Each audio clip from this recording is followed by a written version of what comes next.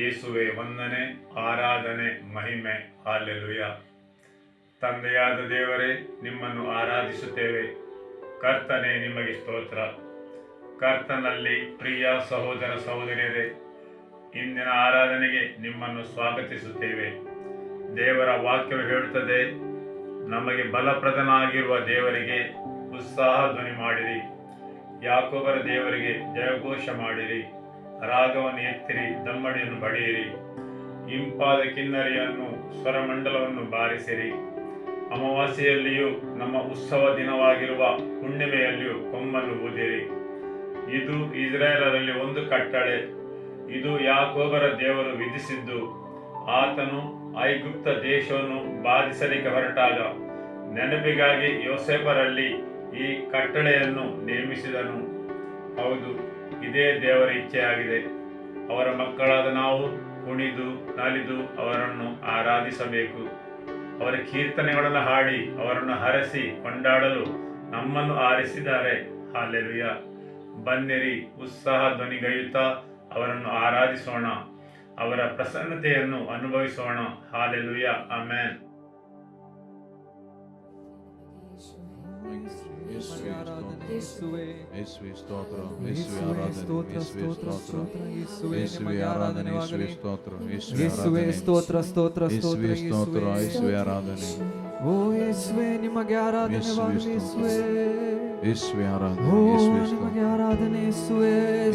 ಸ್ತೋತ್ರ, ಯೇಸುವೇ ಆರಾಧನೆ, ಯೇಸುವೇ ಸ್ತೋತ್ರ, ಯೇಸುವೇ ಸ್ತೋತ್ರ, ಯೇಸುವೇ ಸ್ತೋತ್ರ, ನಿಮಗೆ ಸ್ತೋತ್ರ.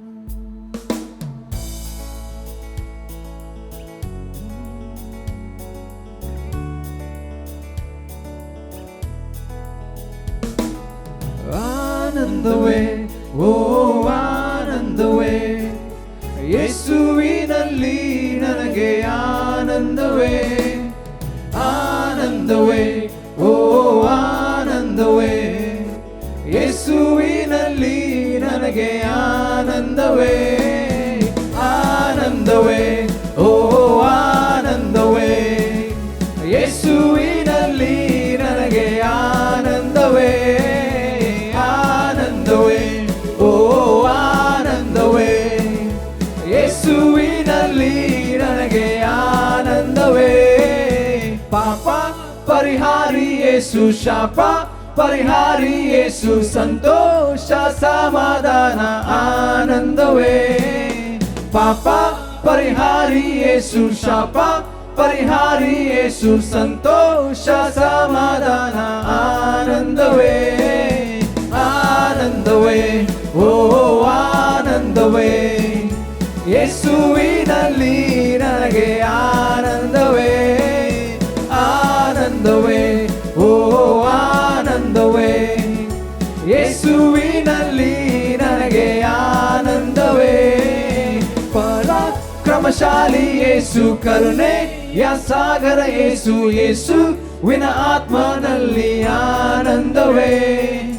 ಪರಾಕ್ರಮಶಾಲಿ ಯೇಸು, ಕರುಣೆಯ ಸಾಗರ ಯೇಸು, ಯೇಸುವಿನ ಆತ್ಮನಲ್ಲಿ ಆನಂದವೇ, ಆನಂದವೇ, ಓ ಆನಂದವೇ, ಯೇಸುವಿನಲ್ಲಿ ನನಗೆ ಆನಂದವೇ, ಆನಂದವೇ, ಓ ಆನಂದವೇ, ಯೇಸುವಿನಲ್ಲಿ ನನಗೆ ಆನಂದವೇ, ಆನಂದವೇ, ಓ ಆನಂದವೇ, ಯೇಸುವಿನಲ್ಲಿ ನನಗೆ ಆನಂದವೇ, ಆನಂದವೇ, ಓ ಆನಂದವೇ, ಯೇಸುವಿನಲ್ಲಿ ನನಗೆ ಆನಂದವೇ.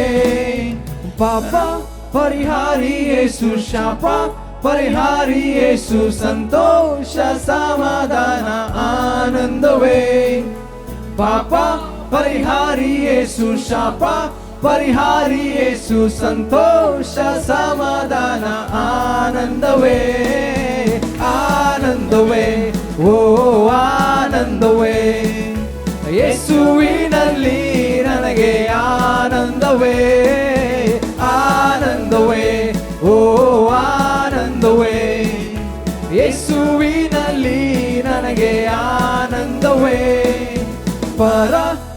ಕ್ರಮಶಾಲಿ ಯೇಸು, ಕರುಣೆಯ ಸಾಗರ ಯೇಸು, ಯೇಸುವಿನ ಆತ್ಮನಲ್ಲಿ ಆನಂದವೇ. ಪರಾಕ್ರಮಶಾಲಿ ಯೇಸು, ಕರುಣೆಯ ಸಾಗರ ಯೇಸು, ಯೇಸುವಿನ ಆತ್ಮನಲ್ಲಿ ಆನಂದವೇ. ಆನಂದವೇ, ಓ ಆನಂದವೇ, ಯೇಸುವಿನಲ್ಲಿ ನನಗೆ ಆನಂದವೇ. ಆನಂದವೇ, ಓ ಆನಂದವೇ, ಯೇಸುವಿನಲ್ಲಿ ನನಗೆ ಆನಂದವೇ. ಆನಂದವೇ, ಓ ಆನಂದವೇ, ಯೇಸುವಿನಲ್ಲಿ ನನಗೆ ಆನಂದವೇ. ಆನಂದವೇ, ಓ ಆನಂದವೇ, ಯೇಸುವಿನಲ್ಲಿ ನನಗೆ ಆನಂದವೇ. ಓ ಯೇಸುವೇ ನಿಮಗೆ ಸ್ತೋತ್ರ ಸ್ತೋತ್ರ. ಓ ಯೇಸುವೇ ನಿಮಗೆ ಆರಾಧನೆವಾಗಲಿ. ಓ ಯೇಸುವೇ ನಿಮಗೆ ಸ್ತೋತ್ರ ಸ್ತೋತ್ರ ಸ್ತೋತ್ರ. ಯೇಸುವೇ ಹಲ್ಲೆಲೂಯಾ. ಓ ಯೇಸುವೇ ನಿಮಗೆ ಸ್ತೋತ್ರ ಸ್ತೋತ್ರ ಸ್ತೋತ್ರ. ಓ ಯೇಸುವೇ ನಿಮಗೆ ಆರಾಧನೆ. ಯೇಸುವೇ ನಿಮಗೆ ಸ್ತೋತ್ರ ಸ್ತೋತ್ರ ಸ್ತೋತ್ರ. Hallelujah hallelujah. ಯೇಸುವೇ ಸ್ತೋತ್ರ.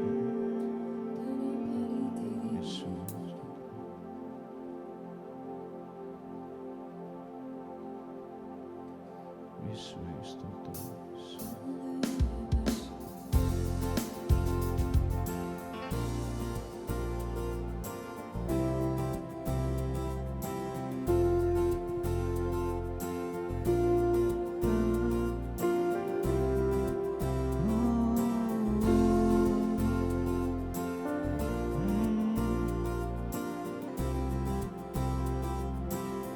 ನಿತ್ಯ ಸ್ತುತ್ಯ ಕರ್ತನ ನನ್ನ ಹೃದಯ ಪಾಲನ. ಅಮಿತ ನಿನ್ನ ಪ್ರೀತಿಯ ನೆನವುದೆಂದು ಎನ್ಮನ. ನಿತ್ಯ ಸ್ತುತ್ಯ ಕರ್ತನ ನನ್ನ ಹೃದಯ ಪಾಲನ. ಅಮಿತ ನಿನ್ನ ಪ್ರೀತಿಯ ನೆನವುದೆಂದು ಎನ್ಮನ. ಮಹಿಮೆ ಲೋಕ ತ್ಯಾಜಿಸಿ ದೀನನಾಗಿ ಬಂದೆನಿ. ಮನುಷ್ಯನಾಗಿ ಕಾಣಲು ಮನುಷ್ಯ ರೂಪ ತಾಳಿದಿ. ಪ್ರೇಮವೇ ಹೃದಯದಿ, ಪ್ರೇಮವೇ ಹೃದಯದಿ ಶುದ್ಧರಾಗಿ ಮಾಡಿದಿ. ನಿತ್ಯ ಸ್ತುತ್ಯ ಕರ್ತನ ನನ್ನ ಹೃದಯ ಪಾಲನ. ಅಮಿತ ನಿನ್ನ ಪ್ರೀತಿಯ ನೆನವುದೆಂದು ಎನ್ಮನ. ನಿತ್ಯ ಸ್ತುತ್ಯ ಕರ್ತನ ನನ್ನ ಹೃದಯ ಪಾಲನ. ಅಮಿತ ನಿನ್ನ ಪ್ರೀತಿಯ ನೆನವುದೆಂದು ಎನ್ಮನ. ಕ್ರೂಜೆ ಕಂಬ ಮೇಲೆ ದಿವ್ಯ ರಕ್ತ ಚೆಲ್ಲಿದಿ.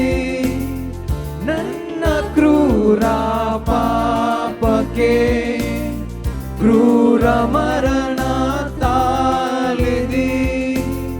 ರಕ್ಷಣಾ ನಂದವ ರಕ್ಷಣಾ ನಂದವ ಹಾಡಿ ಸುಗುಮ ಮಾಡಿದಿ. ನಿತ್ಯ ಸ್ತುತ್ಯ ಕರ್ತನ ನನ್ನ ಹೃದಯ ಪಾಲನ. ಅಮಿತ ನಿನ್ನ ಪ್ರೀತಿಯ ನೆನವುದೆಂದು ಎನ್ಮನ. ನಿತ್ಯ ಸ್ತುತ್ಯ ಕರ್ತನ ನನ್ನ ಹೃದಯ ಪಾಲನ ಅಮಿತ ನಿನ್ನ ಪ್ರೀತಿಯ ನೆನೆವುದೆಂದು ಎನ್ಮನ ಮಹಿಮೆ ಲೋಕ ತ್ಯಾಜಿಸಿ ದೀನನಾಗಿ ಬಂದೆನಿ ಮನುಷ್ಯನಾಗಿ ಕಾಣಲು ಮನುಷ್ಯ ರೂಪ ತಾಳಿದಿ ಪ್ರೇಮವೇ ಹೃದಯದಿ ಪ್ರೇಮವೇ ಹೃದಯದಿ ಶುದ್ಧರಾಗಿ ಮಾಡಿದಿ ನಿತ್ಯ ಸ್ತುತ್ಯ ಕರ್ತನ ನನ್ನ ಹೃದಯ ಪಾಲನ ಅಮಿತ ನಿನ್ನ ಪ್ರೀತಿಯ ನೆನೆವುದೆಂದು ಎನ್ಮನ ನಿತ್ಯ ಸ್ತುತ್ಯ ಕರ್ತನ ನನ್ನ ಹೃದಯ ಪಾಲನ ಅಮಿತ ನಿನ್ನ ಪ್ರೀತಿಯ ನೆನೆವುದೆಂದು ಎನ್ಮನ ಮಹಿಮೆ ಲೋಕ ತ್ಯಾಜಿಸಿ ದೀನನಾಗಿ ಬಂದೆನಿ ಮನುಷ್ಯನಾಗಿ ಕಾಣಲು ಮನುಷ್ಯ ರೂಪ ತಾಳಿದಿ ಪ್ರೇಮವೇ ಹೃದಯದಿ ಪ್ರೇಮವೇ ಹೃದಯದಿ ಶುದ್ಧರಾಗಿ ಮಾಡಿದಿ ನಿತ್ಯ ಸ್ತುತ್ಯ ಕರ್ತನ ನನ್ನ ಹೃದಯ ಪಾಲನ ಅಮಿತ ನಿನ್ನ ಪ್ರೀತಿಯ ನೆನೆವುದೆಂದು ಎನ್ಮನ ನಿತ್ಯ ಸ್ತುತ್ಯ ಕರ್ತನ ನನ್ನ ಹೃದಯ ಪಾಲನ ಅಮಿತ ನಿನ್ನ ಪ್ರೀತಿಯ ನೆನೆವುದೆಂದು ಎನ್ಮನ ಕ್ರೂಜ ಕಂಬ ಮೇಲೆಯೇ ದಿವ್ಯ ರಕ್ತ ಚೆಲ್ಲಿದಿ ನನ್ನ ಕ್ರೂರ ಪಾಪಕ್ಕೆ ಕ್ರೂರ ಮರಣ ತಾಳಿದಿ ರಕ್ಷಣಾ ನಂದವಾ ರಕ್ಷಣಾ ನಂದವಾ ಹಾಡಿ ಸುಗುಮ ಮಾಡಿದಿ ನಿತ್ಯ ಸ್ತುತ್ಯ ಕರ್ತನ ನನ್ನ ಹೃದಯ ಪಾಲನ ಅಮಿತ ನಿನ್ನ ಪ್ರೀತಿಯ ನೆನೆವುದೆಂದು ಎನ್ಮನ ನಿತ್ಯ ಸ್ತುತ್ಯ ಕರ್ತನ ನನ್ನ ಹೃದಯ ಪಾಲನ ಅಮಿತ ನಿನ್ನ ಪ್ರೀತಿಯ ನೆನೆವುದೆಂದು ಎನ್ಮನ ಯೇಸುವೇ ನಿಮಗೆ ಸ್ತೋತ್ರ ಸ್ತೋತ್ರ ಓ ಯೇಸುವೇ ನಿಮಗೆ ಸ್ತೋತ್ರ ಸ್ತೋತ್ರ ಓ ಯೇಸುವೇ ನಿಮಗೆ ಆರಾಧನೆ ಹಲ್ಲೆಲೂಯಾ ಯೇಸುವೇ ಸ್ತೋತ್ರ ಯೇಸುವೇ ಸ್ತೋತ್ರ ಯೇಸುವೇ ಸ್ತೋತ್ರ ಯೇಸುವೇ ಹಲ್ಲೆಲೂಯಾ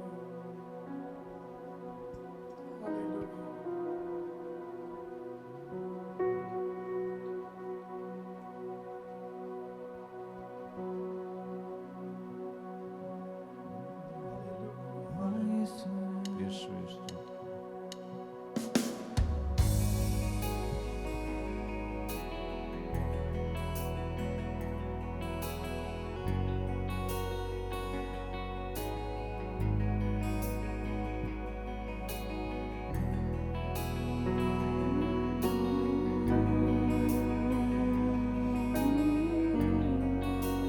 ನನ್ ಪ್ರಾಣ ಪ್ರಿಯನು ಅತಿ ಸುಂದರನು ಸಾವಿರರಲ್ಲಿ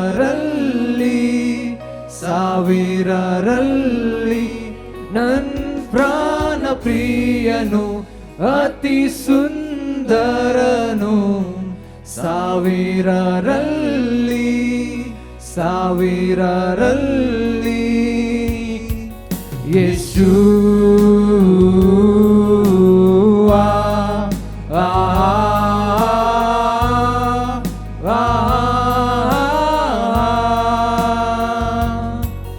ಯೇಸು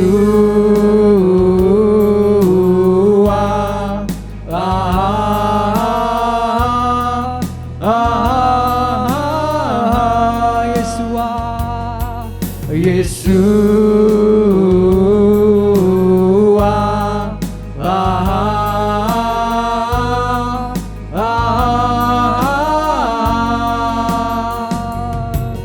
ಯೇಸು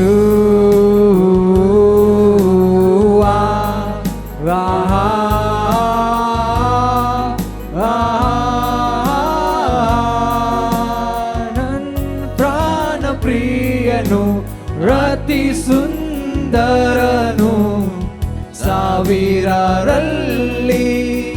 ಸಾವಿರರಲ್ಲಿ ನನ್ ಪ್ರಾಣ ಪ್ರಿಯನು ಅತಿ ಸುಂದರನು ಸಾವಿರರಲ್ಲಿ ಸಾವಿರರಲ್ಲಿ ಯೇಸು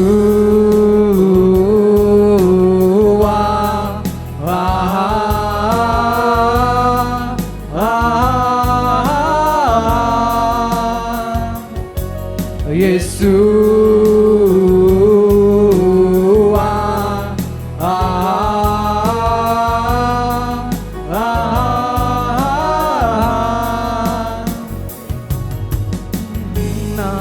ರಾಜವು ನಿನ್ನ ಬಲವು ನಿನ್ನ ಮಹಿಮೆಯು ಎಂದೆಂದಿಗೂ ಆಮೆನ್.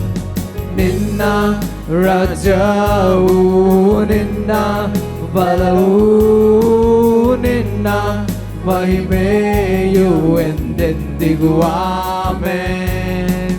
ನಿನ್ನ ರಾಜ್ಯವು ನಿನ್ನ ಬಲವು ನಿನ್ನ ಮಹಿಮೆಯು ಎಂದೆಂದಿಗೂ ಆಮೆನ್.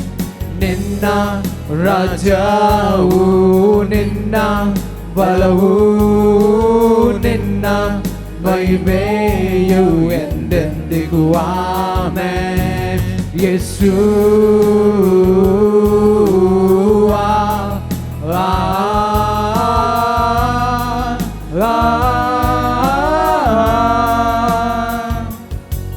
ಯೇಸು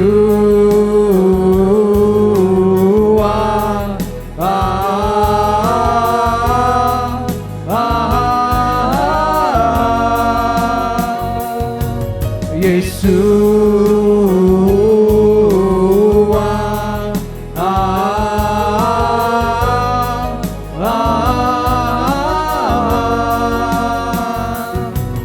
ಯೇಸು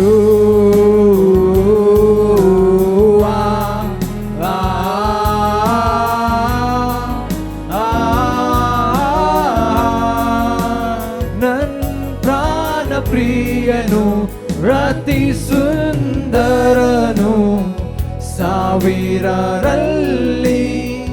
ಸಾವಿರರಲ್ಲಿ ನನ್ ಪ್ರಾಣ ಪ್ರಿಯನು ಅತಿ ಸುಂದರನು ಸಾವಿರರಲ್ಲಿ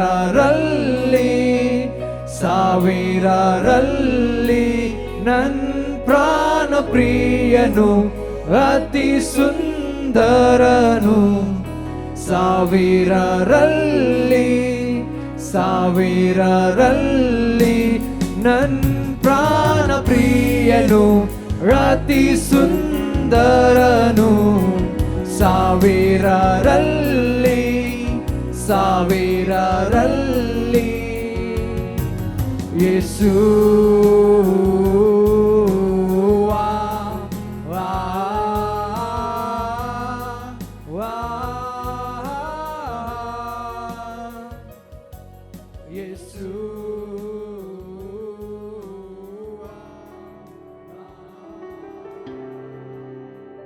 ಹಲ್ಲೆಲೂಯ. ಯೇಸುವೇ ಸ್ತೋತ್ರ. ಆಮೆನ್. ಈಗ ನಾವು ದೇವರ ವಾಕ್ಯವನ್ನು ಕೇಳುವ. ಇವತ್ತು ಪಾಸ್ಟರ್ ಬೋಧಿಸಿದ ದೇವರ ವಾಕ್ಯವನ್ನು ಯಾರೆಲ್ಲ ಕೇಳಿದ್ದೀರಿ? ಅವರು 7ನೇ ತಿಂಗಳಿನ ಬಗ್ಗೆ ಮಾತಾಡಿದ್ದರು. ನಮಗೆ ಪರವಾದ ತಿಂಗಳು. ಹೌದು, ವೈರಿಯು ನಿಮ್ಮ ಮೇಲೆ ಸವಾರಿ ಮಾಡಿದಂತಹ ಅನುಭವವನ್ನು ನೀವು ಅನುಭವಿಸಿರಬಹುದು. ಆದರೆ ಈ ಕಾಲವು ನಿಮ್ಮ ಎಲ್ಲ ಆಸೆಗಳನ್ನು ಸಂಪೂರ್ಣವಾಗಿ ಶ್ರೀಮಂತಿಕೆಯ ಕಡೆಗೆ ಕೊಂಡೊಯ್ಯುತ್ತವೆ. ಹೌದು, ಒಂದು ವಿಸ್ತಾರವಾದ ಸ್ಥಳಕ್ಕೆ ವೇಗವಾಗಿ ಆತನು ವಾಗ್ದಾನ ಮಾಡಿದ್ದ ಎಲ್ಲವನ್ನು ಅತಿ ಶೀಘ್ರವಾಗಿ ಪೂರ್ಣಗೊಳಿಸುತ್ತಾನೆ. ಆಮೆನ್. ಹಾಲೆಲೂಯ. ಹೌದು, ನೀವು ಕೇಳಿದೆಲ್ಲವೂ ನಿಮ್ಮ ಜೀವನದಲ್ಲಿ ನಿಜವಾಗಿಯೂ ಘಟಿಸಿ ನೀವು ಅದರ ಅನುಭವವನ್ನು ಪಡೆಯುತ್ತೀರಿ ಮತ್ತು ಆ ಆಶೀರ್ವಾದಗಳಲ್ಲಿ ನಡೆಯುತ್ತೀರಿ. ಆಮೆನ್. ಹಾಲೆಲೂಯ. ಯೆಹೋಶುವ ಅಧ್ಯಾಯ 5 ವಾಕ್ಯ 13. ಯೆಹೋಶುವನು ಯೆರಿಕೋವಿನ ಹತ್ತಿರದಲ್ಲಿದ್ದಾಗ ಒಮ್ಮೆ ತನ್ನ ಕಣ್ಣೆತ್ತಿ ನೋಡಲು ಒಬ್ಬ ಮನುಷ್ಯನು ಹಿರಿದ ಕತ್ತಿಯನ್ನು ಕೈಯಲ್ಲಿ ಹಿಡಿದು ತನ್ನೆದುರಿನಲ್ಲಿ ನಿಂತಿರುವುದನ್ನು ಕಂಡನು. ಯೆಹೋಶುವನು ಅವನ ಸಮೀಪಕ್ಕೆ ಹೋಗಿ, ನೀನು ನಮ್ಮವನೋ ಅಥವಾ ಶತ್ರುಪಕ್ಷವನ್ನು ಕೇಳಿದನು. ಆಮೆನ್. ಹಾಲೆಲೂಯ. ಇಲ್ಲಿ ದೇವರ ವಾಕ್ಯ ಹೇಳುತ್ತದೆ, ಯೆಹೋಶುವನು ಯೆರಿಕೋದ ಹತ್ತಿರದಲ್ಲಿದ್ದನು. ಹೌದು, ಯೆಹೋಶುವನು ಯೆರಿಕೋದ ಹತ್ತಿರದಲ್ಲಿದ್ದನು. ಹೌದು, ನೀವು ಕೆಲವು ಸ್ಥಳದ ಪಕ್ಕದಲ್ಲಿದ್ದೀರಿ ಮತ್ತು ನೀವು ಅಲ್ಲಿ ಕೆಲವು ಕಾರ್ಯಗಳನ್ನು ನೋಡಬೇಕಾಗುತ್ತದೆ. ದೇವರ ವಾಕ್ಯ ಹೇಳುತ್ತದೆ, ಯಾವಾಗ ಯೆಹೋಶುವನು ಯೆರಿಕೋದ ಪಕ್ಕದಲ್ಲಿದ್ದು ಅವನು ಕಣ್ಣುಗಳನ್ನೆತ್ತಿ ನೋಡಿದನು. ನೀವು ಕೆಲವು ಪ್ರದೇಶಗಳ ಪಕ್ಕದಲ್ಲಿರುವಾಗ, ಕೆಲವು ಸಾಮ್ರಾಜ್ಯಗಳ ಬಳಿಯಲ್ಲಿರುವಾಗ, ಕೆಲವು ಸವಾಲುಗಳ ಬಳಿ ಇರುವಾಗ, ಕೆಲವು ಸ್ಥಳಗಳ ಪಕ್ಕದಲ್ಲಿರುವಾಗ, ಇನ್ನೂ ಕೆಲವು ಸನ್ನಿವೇಶಗಳ ಬಳಿ ಇರುವಾಗ ನೀವು ಏನು ಮಾಡಬೇಕೆಂದರೆ ನಿಮ್ಮ ಕಣ್ಣುಗಳನ್ನೆತ್ತಿ ಮೇಲೆ ನೋಡಬೇಕು. ನೀವು ನಿಮ್ಮ ದೃಷ್ಟಿಯನ್ನು ನಿಮ್ಮಿಂದ ತೆಗೆಯಬೇಕು. ನಿಮ್ಮ ಸನ್ನಿವೇಶಗಳಿಂದ ನಿಮ್ಮ ದೃಷ್ಟಿಯನ್ನು ತೆಗೆಯಬೇಕು ಮತ್ತು ಏನನ್ನು ನೋಡುತ್ತೀರಿ ಅಲ್ಲಿಂದ ನಿಮ್ಮ ದೃಷ್ಟಿಯನ್ನು ತೆಗೆದು ಮೇಲಕ್ಕೆ ನೋಡಬೇಕು. ಆಮೆನ್. ಹೌದು, ಯೆಹೋಶುವನು ಯೆರಿಕೋದ ಪಕ್ಕದಲ್ಲಿರುವಾಗ ಅವನು ಕಣ್ಣೆತ್ತಿ ನೋಡಿದನು. ನೀವು ಕೆಲವು ಸನ್ನಿವೇಶಗಳನ್ನು ಎದುರಿಸುವಾಗ ಏನು ಮಾಡಬೇಕೆಂದರೆ ನಿಮ್ಮ ಕಣ್ಣೆತ್ತಿ ಮೇಲಕ್ಕೆ ನೋಡಬೇಕು. ಕೆಲವು ಸವಾಲುಗಳನ್ನು ಎದುರಿಸುವಾಗ, ಕೆಲವು ಸಂದರ್ಭಗಳಲ್ಲಿ ಏನೆಂದು ನಿಮಗೆ ಅರ್ಥವಾಗದ ಸಮಯದಲ್ಲಿ ನೀವು ಕಣ್ಣೆತ್ತಿ ನೋಡಬೇಕು. ದೇವರ ವಾಕ್ಯವು ಹೇಳುತ್ತದೆ, ಯೆಹೋಶುವನು ಯೆರಿಕೋವಿನ ಬಳಿಯಲ್ಲಿರುವಾಗ ಕಣ್ಣೆತ್ತಿ ನೋಡಿದನು. ಆಮೆನ್. ತಿಳಿತಲ್ಲವೇ? ಯೆರಿಕೋವಿನ ಗೋಡೆಗಳು, ದೇವರ ವಾಕ್ಯವು ಹೇಳುತ್ತದೆ, 4 ಅಥವಾ 5 ರಥಗಳನ್ನು ಒಂದೇ ಹೊತ್ತಿಗೆ ಓಡಿಸಿಕೊಂಡು ಹೋಗಬಹುದಿತ್ತು. ಅಷ್ಟು ಅಗಲವಾಗಿದ್ದವು ಈ ಯೆರಿಕೋ ಪಟ್ಟಣದ ಗೋಡೆಗಳು. ಅಷ್ಟು ಎತ್ತರ ಮತ್ತು ಅಗಲವಾದ ಗೋಡೆಗಳ ಮೇಲೆ ಒಂದೇ ಹೊತ್ತಿಗೆ 4-5 ರಥಾಶ್ವಗಳನ್ನು ಓಡಿಸಬಹುದಾಗಿತ್ತು. ಆದುದರಿಂದ ಈ ಪಟ್ಟಣದ ಒಳಗಡೆ ನೀವು ಏನನ್ನೂ ನೋಡಲು ಸಾಧ್ಯವಿಲ್ಲ. ನೀವು ಅದರ ಅರಸನನ್ನು ನೋಡಲು ಸಾಧ್ಯವಿಲ್ಲ. ಅಲ್ಲಿಯ ನಾಗರಿಕರನ್ನು ನೋಡಲು ಸಾಧ್ಯವಿಲ್ಲ. ಅಲ್ಲಿಯ ಸೈನ್ಯವನ್ನಾಗಲಿ ಪಟ್ಟಣವನ್ನಾಗಲಿ ನೋಡಲು ಸಾಧ್ಯವಿಲ್ಲ. ಆದರೆ ಈಗ ಯೆಹೋಶುವನು ಆ ಪಟ್ಟಣದ ಬಳಿಯಲ್ಲಿದ್ದನು. ಈ ಪಟ್ಟಣವು ಸಂಪೂರ್ಣವಾಗಿ ಮುಚ್ಚಲ್ಪಟ್ಟಿತ್ತು. ಏನನ್ನೂ ನೋಡಲು ಸಾಧ್ಯವಿರಲಿಲ್ಲ. ಇದಕ್ಕೆ ಬೃಹತ್ತಾದ ಗೋಡೆಗಳಿದ್ದು ಏನನ್ನೂ ನೋಡಲು ಆಗುತ್ತಿರಲಿಲ್ಲ.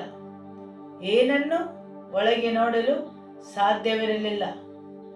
ಅವರ ರಾಜನನ್ನು ನೋಡಲಾಗುತ್ತಿರಲಿಲ್ಲ. ಸೈನಿಕರನ್ನು ನೋಡಲಾಗುತ್ತಿರಲಿಲ್ಲ. ಪ್ರತಿಯೊಂದು ಮುಚ್ಚಲ್ಪಟ್ಟಿತ್ತು. ನಿಗೂಢವಾದ ಪಟ್ಟಣ, ಮರೆಮಾಡಲಾದ ಪಟ್ಟಣ. ಆದರೆ ಯೆಹೋಶುವನು ಈ ಪಟ್ಟಣದ ಬಳಿ ನಿಂತು ಅರ್ಥ ಮಾಡಿಕೊಳ್ಳುತ್ತಾನೆ.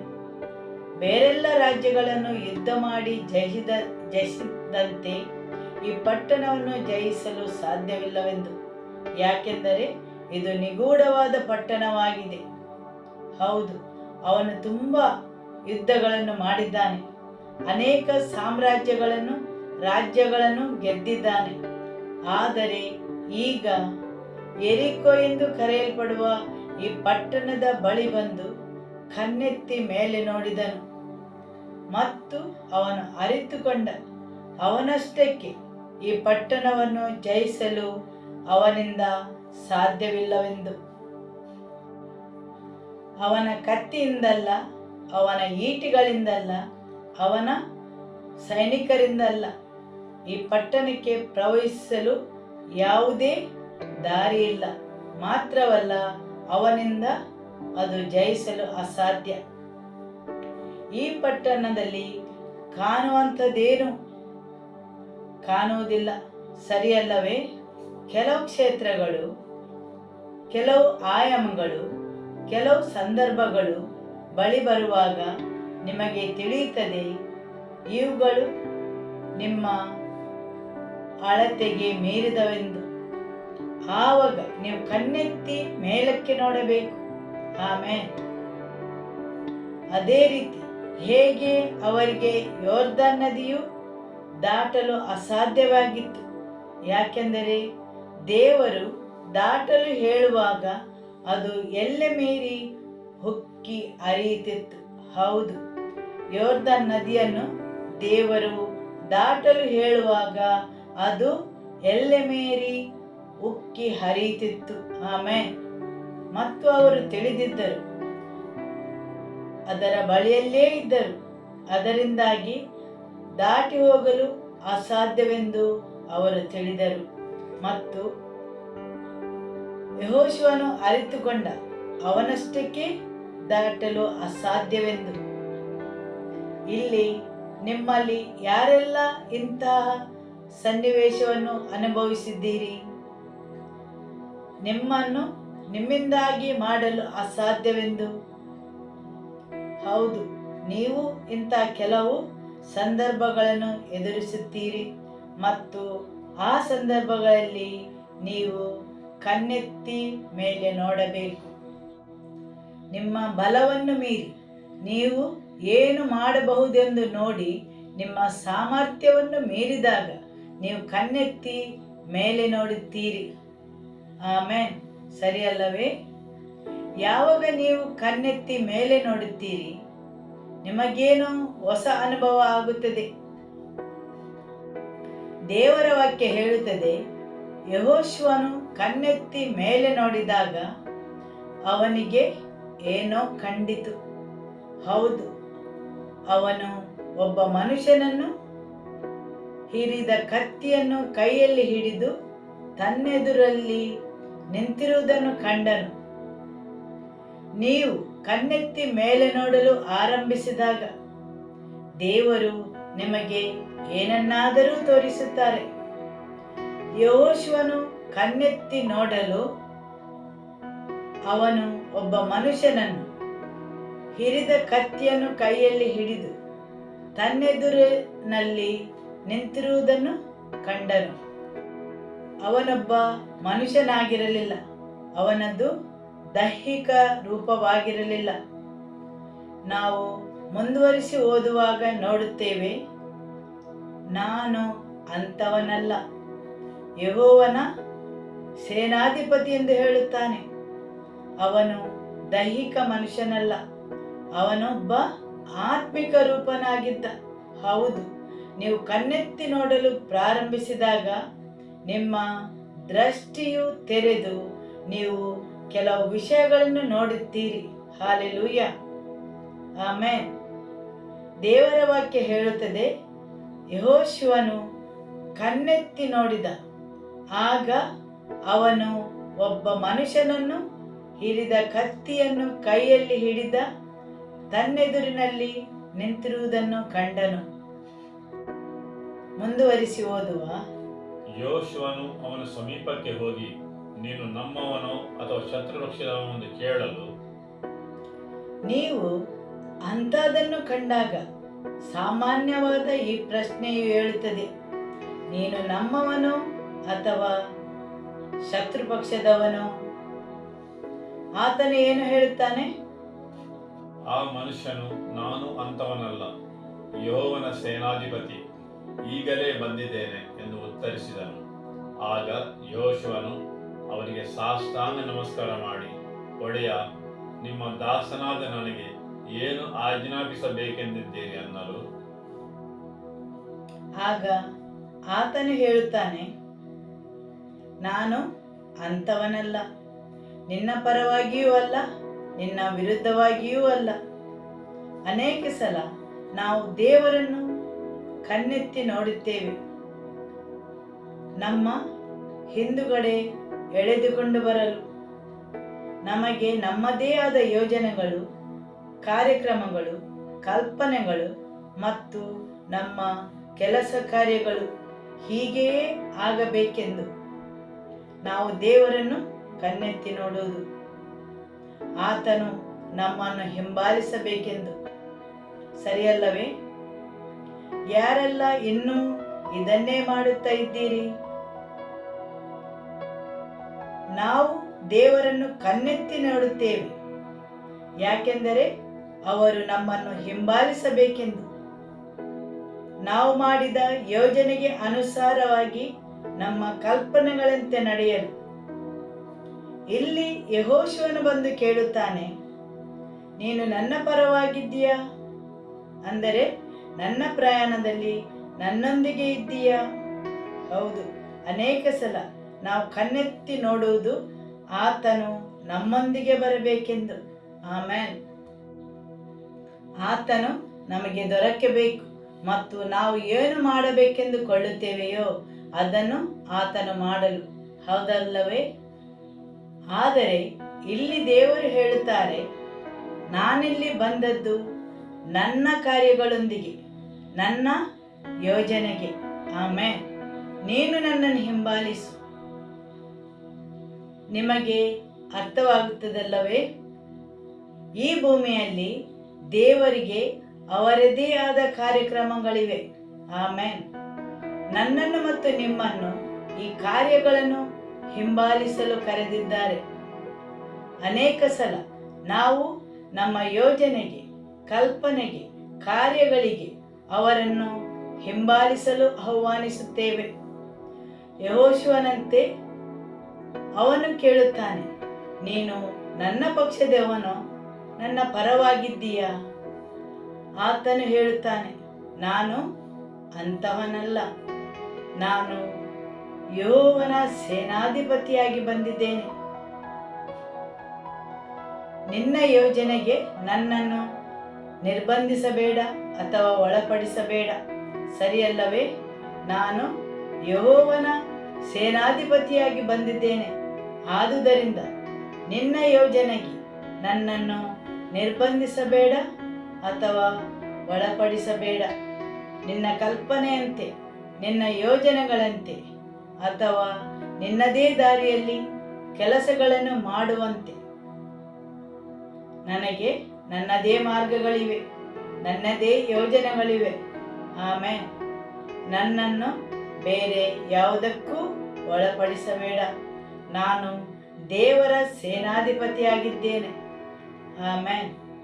ಸರಿಯಲ್ಲವೇ? ಹೌದು. ಇಲ್ಲಿ ದೇವರ ವಾಕ್ಯ ಹೇಳುತ್ತದೆ, ಯೆಹೋಶುವನು ಅವನಿಗೆ ಸಾಷ್ಟಾಂಗ ನಮಸ್ಕಾರ ಮಾಡಿದನು. ಕೆಲವು ಸಮಯಗಳಲ್ಲಿ ನಿಮ್ಮನ್ನೇ ಸಮರ್ಪಿಸುವಾಗ ದೇವರ ಕಾರ್ಯಗಳ ತಿಳುವಳಿಕೆ ಸಿಗುತ್ತದೆ. ದೇವರ ಆರಾಧನೆಯ ಸಮಯದಲ್ಲಿ ಅವುಗಳು ಪ್ರಕಟಗೊಳ್ಳುತ್ತವೆ. ಆಮೆನ್. ನೀವು ಆತನ ಎದುರಿಗೆ ಸಂಪೂರ್ಣ ಹೃದಯದಿಂದ ಬರುವಾಗ, ಎಲ್ಲವನ್ನು ಪಕ್ಕಕ್ಕೆ ಇಟ್ಟು ಅವನ ಎದುರು ಸಾಷ್ಟಾಂಗ ಎರಗಿದಾಗ, ಹೌದು, ಆತನನ್ನು ಆರಾಧಿಸಿದಾಗ ಆತನ ಯೋಜನೆಗಳು, ಕಾರ್ಯಗಳು ಪ್ರಕಟಗೊಳ್ಳುತ್ತವೆ. ಆಮೆನ್. ಹಾಲೆಲೂಯ. ಓದುವುದನ್ನು ಮುಂದುವರಿಸುವ. ಯೆಹೋವನ ಸೇನಾಧಿಪತಿಯು ನಿನ್ನ ಕಾಲಿನ ಕೆರಗಳನ್ನು ತೆಗೆದುಹಾಕು, ಏಕೆಂದರೆ ನೀನು ನಿಂತಿರುವ ಸ್ಥಳವು ಪರಿಶುದ್ಧವಾದದ್ದು ಎಂದು ಹೇಳಿದನು. ಯೆಹೋಶುವನು ಹಾಗೆಯೇ ಮಾಡಿದನು. ಆಮೆನ್. ಇಲ್ಲಿ ಯೆಹೋಶುವನು ಸಮರ್ಪಣೆ ಮತ್ತು ಆರಾಧನೆಯ ಸ್ಥಳದಲ್ಲಿದ್ದಾನೆ. ಅವನು ದೇವರ ಸೇನಾಧಿಪತಿಯ ಎದುರಿಗೆ ಸಾಷ್ಟಾಂಗ ಎರಗಿದ್ದಾನೆ ಮತ್ತು ಆರಾಧಿಸುತ್ತಾ ಕೇಳುತ್ತಾನೆ, ಸ್ವಾಮಿಯವರು ತಮ್ಮ ಸೇವಕನಿಗೆ ಏನು ಆಜ್ಞಾಪಿಸಬೇಕೆಂದಿದ್ದೀರಿ? ಸ್ವಾಮಿಯವರು ತಮ್ಮ ಸೇವಕನಿಗೆ ಏನು ಆಜ್ಞಾಪಿಸಬೇಕೆಂದಿದ್ದೀರಿ? ಸರಿಯಲ್ಲವೇ? ಅನೇಕ ಸಲ ನಾವು ಈ ಸ್ಥಿತಿಯವರೆಗೆ ಬರುತ್ತೇವೆ, ಸಮರ್ಪಣೆಗೆ, ಆರಾಧನೆಗೆ, ಮತ್ತು ಹೇಳುತ್ತೇವೆ, ದೇವರೇ, ನೀವು ನನ್ನಲ್ಲಿ ಏನೆಂದು ಹೇಳಲು ಬಯಸುತ್ತೀರಿ? ಯಾರೆಲ್ಲ ಹೀಗೆ ಮಾಡುತ್ತೀರಿ? ಯೆಹೋಶುವನಂತೆ ನಾವು ಬಂದು ಸಮರ್ಪಿಸುತ್ತೇವೆ, ಆರಾಧಿಸುತ್ತೇವೆ. ಹೌದು, ಯೆಹೋಶುವನಂತೆ ಸಾಷ್ಟಾಂಗವೆರಗಿ ಆರಾಧಿಸುತ್ತೇವೆ ಮತ್ತು ಕೇಳುತ್ತೇವೆ. ಇಲ್ಲಿ ಯೆಹೋಶುವನು ಸಾಷ್ಟಾಂಗವೆರಗಿ ಆರಾಧಿಸುತ್ತಾನೆ ಮತ್ತು ಕೇಳುತ್ತಾನೆ, ನಿನ್ನ ಸೇವಕನಿಗೆ ಏನೆಂದು ಆಜ್ಞಾಪಿಸುತ್ತೀಯ? ಆತನು ಯೆಹೋಶುವನಿಗೆ ಉತ್ತರ ಕೊಟ್ಟನು. ಅವನು ಏನಾದರೂ ಹೇಳಿದನು? ಆತನು ಯೆಹೋಶುವನಿಗೆ ಏನಾದರೂ ಸಂಬೋಧಿಸಿದನು? ಯೆಹೋಶುವನಲ್ಲಿ ಮಾತಾಡಿದನು? ಇಲ್ಲ. ಯೆಹೋಶುವನು ನಿಜವಾಗಿ ಕೇಳುತ್ತಾನೆ. ಅವನು ಕೇಳಿದ್ದು ಅರ್ಥಪೂರ್ಣವಾಗಿತ್ತು. ಅವನು ದೇವರು ಏನನ್ನು ಹೇಳಲು ಬಯಸುತ್ತಾರೆ ಅದನ್ನು ಕೇಳಲು ಆಶಿಸುತ್ತಾನೆ. ಅವನ ಉದ್ದೇಶವು ಸರಿಯಾಗಿತ್ತು.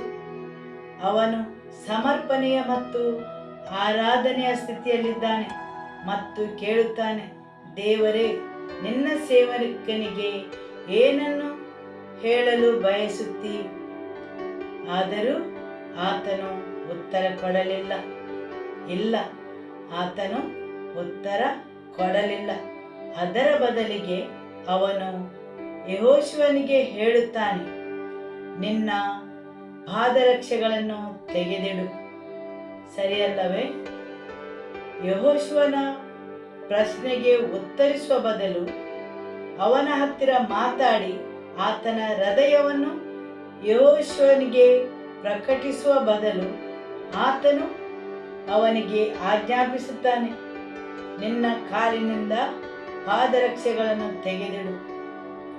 ನೀನು ನಿಂತ ಸ್ಥಳವು ಪರಿಶುದ್ಧವಾಗಿದೆ. ದೇವರು ಯೆಹೋಶುವನ ಪ್ರಶ್ನೆಗೆ ಉತ್ತರಿಸುವ ಬದಲು ಆತನು ಅವನಿಗೆ ಆಜ್ಞಾಪಿಸುತ್ತಾನೆ.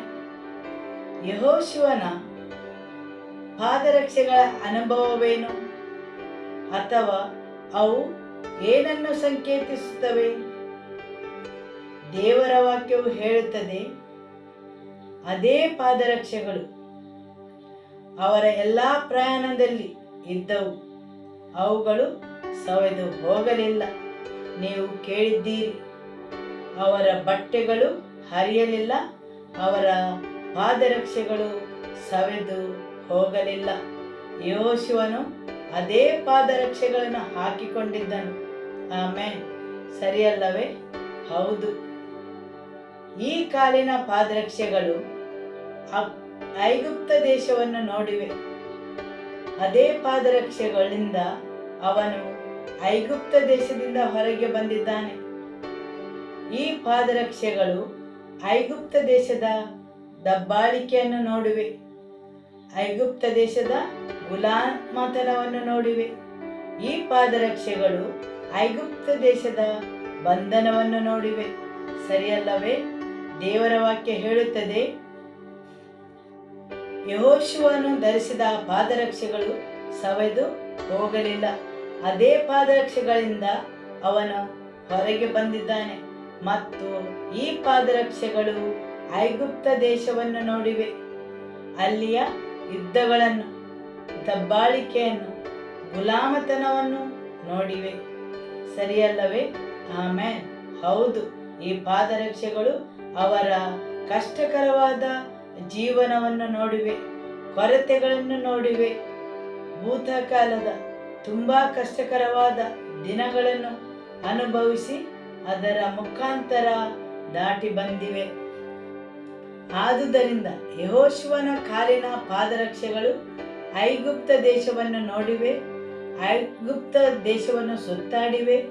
ಅಲ್ಲಿಯ ಕಷ್ಟಕರವಾದ ಜೀವನ, ಗುಲಾಮತನ, ಕೊರತೆಗಳು, ಐಗುಪ್ತ ದೇಶದ ಎಲ್ಲ ಜೀವನ ರೀತಿಯನ್ನು ನೋಡಿವೆ ಮತ್ತು ಅವುಗಳಲ್ಲಿ ಭೂತಕಾಲದ ಹಲವು ವಿಷಯಗಳಿವೆ.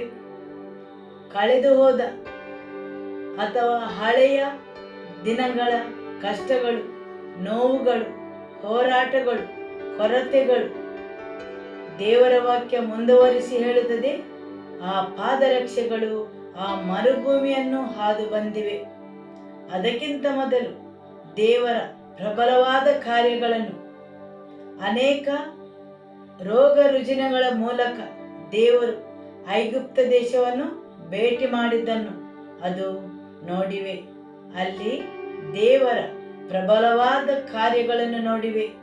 ಆ ಮರುಭೂಮಿಯನ್ನು ನೋಡಿ ಅದರ ಮೂಲಕ ನಡೆದು ಬಂದಿವೆ. ಬಂಡೆಯಿಂದ ನೀರು ಚಿಮ್ಮಿ ಹರಿಯುವುದನ್ನು ನೋಡಿವೆ. ಹೌದು, ಆ ಪಾದರಕ್ಷೆಗಳು ಮರುಭೂಮಿಯನ್ನು ನೋಡಿವೆ. ಮೋಸೆಯು ಆ ಬಂಡೆಯನ್ನು ಹೊಡೆದಾಗ ಆ ಬಂಡೆಯಿಂದ ನೀರು ಚಿಮ್ಮಿದ್ದನ್ನು, ಮರುಭೂಮಿಯಲ್ಲಿದ್ದ ಎಲ್ಲಾ ಕೊರತೆಗಳನ್ನು, ಮರುಭೂಮಿಯಲ್ಲಿ ಬಾಯಾರಿಕೆಯ ಅನುಭವವನ್ನು ಪಡೆದಿವೆ. ಹೌದು, ಮನ್ನಾ ಬೀಳುವ ಅನುಭವ, ಹಕ್ಕಿಗಳು ಹಾರಿ ಬಂದ ಅನುಭವ, ಜನರು ಮಾಂಸಗೋಸ್ಕರ ಒಬ್ಬಿಡುವಾಗ ಆ ಹಕ್ಕಿಗಳು ಬಂದುದನ್ನು ನೋಡಿವೆ. ಅವುಗಳಿಗೆ ಅನೇಕ ರೀತಿಯ ಮಿಶ್ರ ಅನುಭವಗಳಿವೆ. ಹಾಲೆಲೂಯ, ಆಮೇನ್. ಮರುಭೂಮಿಯಲ್ಲಿ ಜನರು ದೇವರಿಗೆ ತಿರುಗಿ ಬಿದ್ದದನ್ನು, ಬಂಡಾಯವೆದ್ದದನ್ನು ನೋಡಿವೆ. ಕೋರ ಮತ್ತು ಅವನ ಸಂಗಡಿಗರನ್ನು ಭೂಮಿಯು ಇಬ್ಬಾಗವಾಗಿ ಅವರನ್ನು ನುಂಗಿದ್ದನ್ನು ನೋಡಿವೆ. ಹೌದು, ಜನರು ಹಿಂತಿರುಗಿ ಐಗುಪ್ತ ದೇಶಕ್ಕೆ ಹೋಗಲು ಬಯಸಿದ್ದನ್ನು ನೋಡಿವೆ. ಕೆಂಪು ಸಮುದ್ರದ ಎದುರು ನಿಂತು ಫರೋಹನ ಸೈನ್ಯ ಹಿಂಬಾಲಿಸಿದ್ದನ್ನು ನೋಡಿವೆ ಮತ್ತು ಆಶ್ಚರ್ಯಚಕಿತರಾಗಿ ಎಲ್ಲಿಗೆ ನಾವೀಗ ಹೋಗುವುದು, ಏನು ಮಾಡುವುದು? ಮತ್ತು ಕೆಂಪು ಸಮುದ್ರವು ಇಬ್ಬಾಗವಾಗುವುದನ್ನು ನೋಡಿವೆ. ಸರಿಯಲ್ಲವೇ? ಹೌದು. ಹಾಗೂ ಕೆಂಪು ಸಮುದ್ರದ ವನ ನೆಲದಲ್ಲಿ ನಡೆದುಕೊಂಡು ಹೋಗಿವೆ.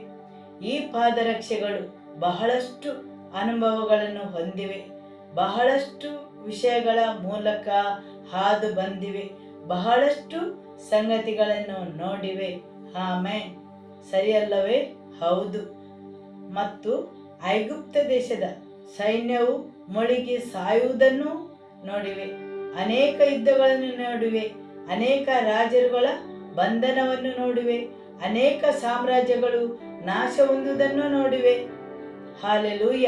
ಅನೇಕ ಪ್ರದೇಶಗಳನ್ನು ವಶಪಡಿಸಿದ್ದನ್ನು ನೋಡಿವೆ. ಆಮೇನ್. ಮಾತ್ರವಲ್ಲ, ಆರೋನನ ಸಾವನ್ನು, ಮೋಸೆಯ ಸಾವನ್ನು ನೋಡಿವೆ. ಮಾತ್ರವಲ್ಲ, ದೇವರು ಬಂದು ಯೆಹೋಶುವನಲ್ಲಿ ಮಾತಾಡಿದನ್ನು ನೋಡಿವೆ. ಹೌದಲ್ಲವೇ? ಹಾಗೂ ಯೋರ್ದನ್ ನದಿಯು ಇಬ್ಬಾಗವಾದುದನ್ನು ಸಹ ನೋಡಿವೆ. ಹೌದು, ಪಾದರಕ್ಷೆಗಳು ಬಹಳಷ್ಟು ಅನುಭವವನ್ನು ಪಡೆದಿವೆ ಹಾಗೂ ಅನೇಕ ಅನುಭವಗಳಿಂದ ನಡೆದಾಡಿವೆ.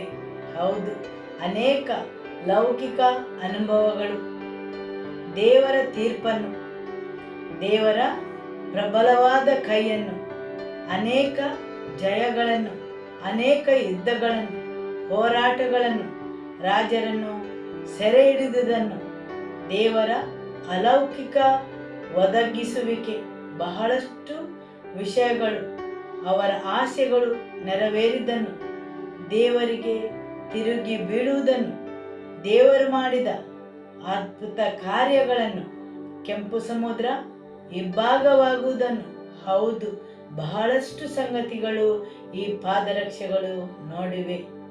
ಆಮೆನ್. ಆದರೆ ಈಗ ದೇವರು ಹೇಳುತ್ತಾರೆ, ನನ್ನ ಧ್ವನಿಯನ್ನು ನೀನು ಇವತ್ತಿನಿಂದ ಆಲಿಸಬೇಕಾದರೆ ಈ ಪಾದರಕ್ಷೆಗಳನ್ನು ತೆಗೆದಿಡಬೇಕು. ನಿನ್ನಲ್ಲಿದ್ದ ಈ ಯಾವುದೇ ಅನುಭವಗಳನ್ನು ನೀನು ಈ ಯೆರಿಕೋವನ್ನು ದಾಟಲು ಸಾಧ್ಯವಿಲ್ಲ. ನಿನ್ನ ಎಲ್ಲ ಸೀವಿಗಳನ್ನು ಬದಿಗೆ ಇಡಬೇಕು. ಆ ಅನುಭವಗಳಿಂದ ನೀನು ಈ ಯೆರಿಕೋವನ್ನು ಪ್ರವೇಶಿಸಲು ಪ್ರಯತ್ನಿಸಿದರೆ ಈ ಯೆರಿಕೋ ನಿನ್ನನ್ನು ನಾಶ ಮಾಡುತ್ತದೆ. ನೀನಾಗಿ ಈ ಯೆರಿಕೋವನ್ನು ಪ್ರವೇಶಿಸಲು ಪ್ರಯತ್ನಿಸಿದರೆ ಅಥವಾ ಶಾಂತಿಯಿಂದ ಅದನ್ನು ಬಿಟ್ಟರೂ ಅದು ನಿನ್ನನ್ನು ನಾಶ ಮಾಡುತ್ತದೆ. ಆಮೇಲೆ ನಿನ್ನ ಮೊದಲಿನ ಅನುಭವಗಳಿಂದ ನೀನು ಅದನ್ನು ಪ್ರವೇಶಿಸಲು ಸಾಧ್ಯವಿಲ್ಲ. ನೀನು ಇಷ್ಟರವರೆಗೆ ನಡೆದು ಬಂದ ರೀತಿಯಿಂದ ಅಥವಾ ನಿನ್ನ ತಿಳುವಳಿಕೆಯಿಂದ ನೀನು ಇದನ್ನು ದಾಟಿ ಹೋಗಲು ಸಾಧ್ಯವಿಲ್ಲ. ಆಮೆನ್. ಹಾಗಾದರೆ ಯಾವ ರೀತಿಯ ಈ ಯೆರಿಕೋ ಪಟ್ಟಣ? ದೇವರ ವಾಕ್ಯ ಹೇಳುತ್ತದೆ, ಈ ಇಸ್ರಾಯೇಲರ ಈ ಪಟ್ಟಣದ ವಿರುದ್ಧ ಯುದ್ಧ ಮಾಡಿದರು ಎಂಬುದನ್ನು. ಆದರೆ ನಮಗೆ ಆಶ್ಚರ್ಯವಾಗುತ್ತದೆ, ಇವರು ಯಾಕೆ ಈ ಪಟ್ಟಣದ ವಿರುದ್ಧ ಯುದ್ಧ ಮಾಡಿದರೆಂದು. ಅವರು ಈ ಯೆರಿಕೋ ಪಟ್ಟಣವನ್ನು ಸ್ವಾಧೀನ ಮಾಡಿಕೊಂಡರೋ? ಇಲ್ಲ. ಅವರೇನಾದರೂ ಅಲ್ಲಿಂದ ತೆಗೆದುಕೊಂಡರೋ? ದೇವರು ಹೇಳಿದರು, ಯೆರಿಕೋವಿನ ಎಲ್ಲ ಲೂಟಿಯು ನನ್ನ ಖಜಾನೆಗೆ ಸೇರಿದ್ದು, ನೀವು ಏನನ್ನು ಅದರಿಂದ ಮುಟ್ಟಲಿಕ್ಕಿಲ್ಲ. ಯೆರಿಕೋವಿನ ಸಂಪತ್ತನ್ನು ನೀವು ಮುಟ್ಟಲಿಕ್ಕಿಲ್ಲ. ಆ ಪ್ರತಿಯೊಂದು ಸಂಪತ್ತು ನನ್ನ ಖಜಾನೆಗೆ ಬರಬೇಕು. ಹಾಗಾದರೆ ಅವರ್ಯಾಕೆ ಆ ಪಟ್ಟಣದಲ್ಲಿ ಯುದ್ಧ ಮಾಡಬೇಕು? ಅವರು ಆ ಪಟ್ಟಣದಲ್ಲಿ ಜೀವಿಸಿದರ? ಇಲ್ಲ. ಇದೊಂದು ನಿಗೂಢವಾದ ಪಟ್ಟಣ ಹಾಗೂ ಇಸ್ರಾಯೇಲರು ತಮ್ಮ ಪ್ರಯಾಣದಲ್ಲಿ ಇದರ ಮುಖಾಮುಖಿ ಆಗಬೇಕಿತ್ತು.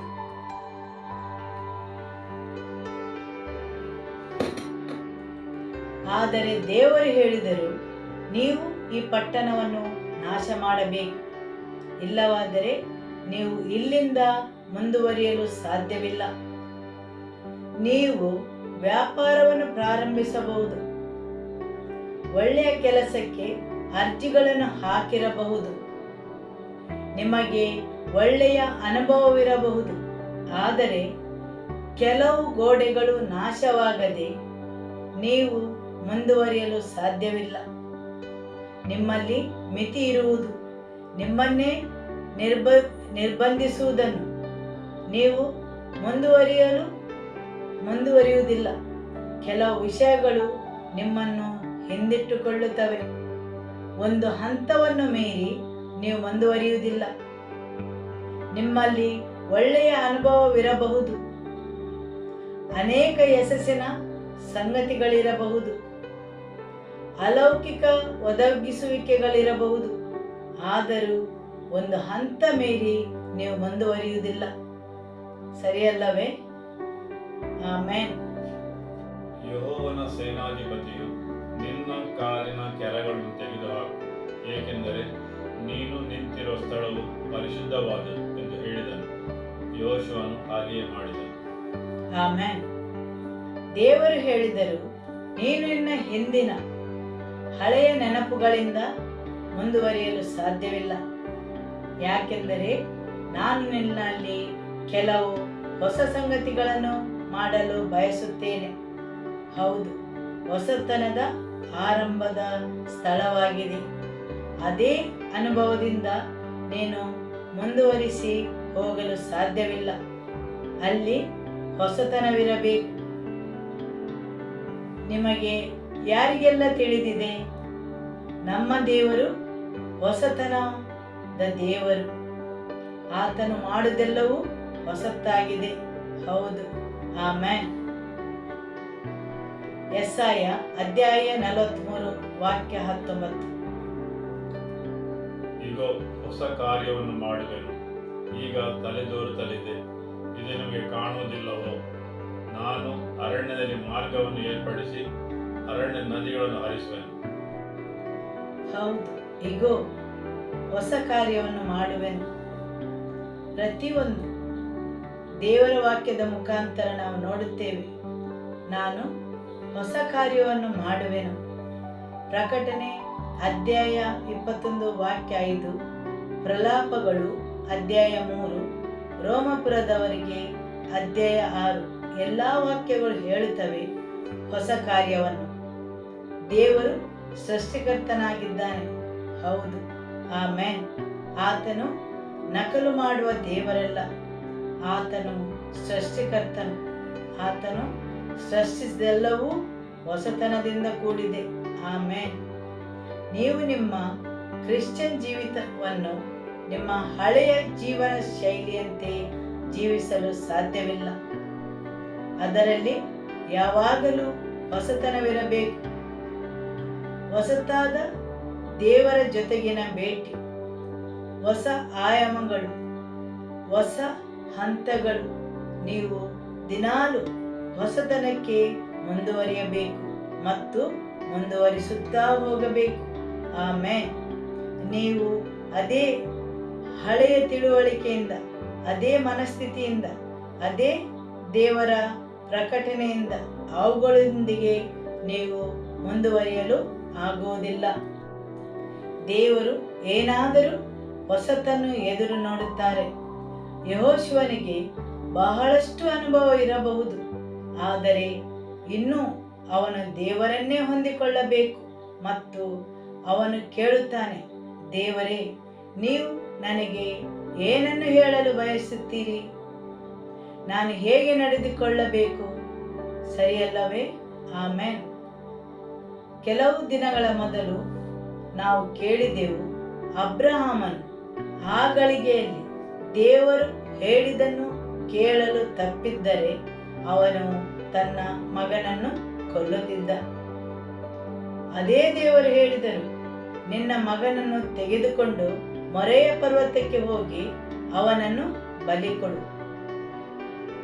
ಆದರೆ ಅದು ನಿನ್ನೆಯ ಮಾತಾಗಿತ್ತು.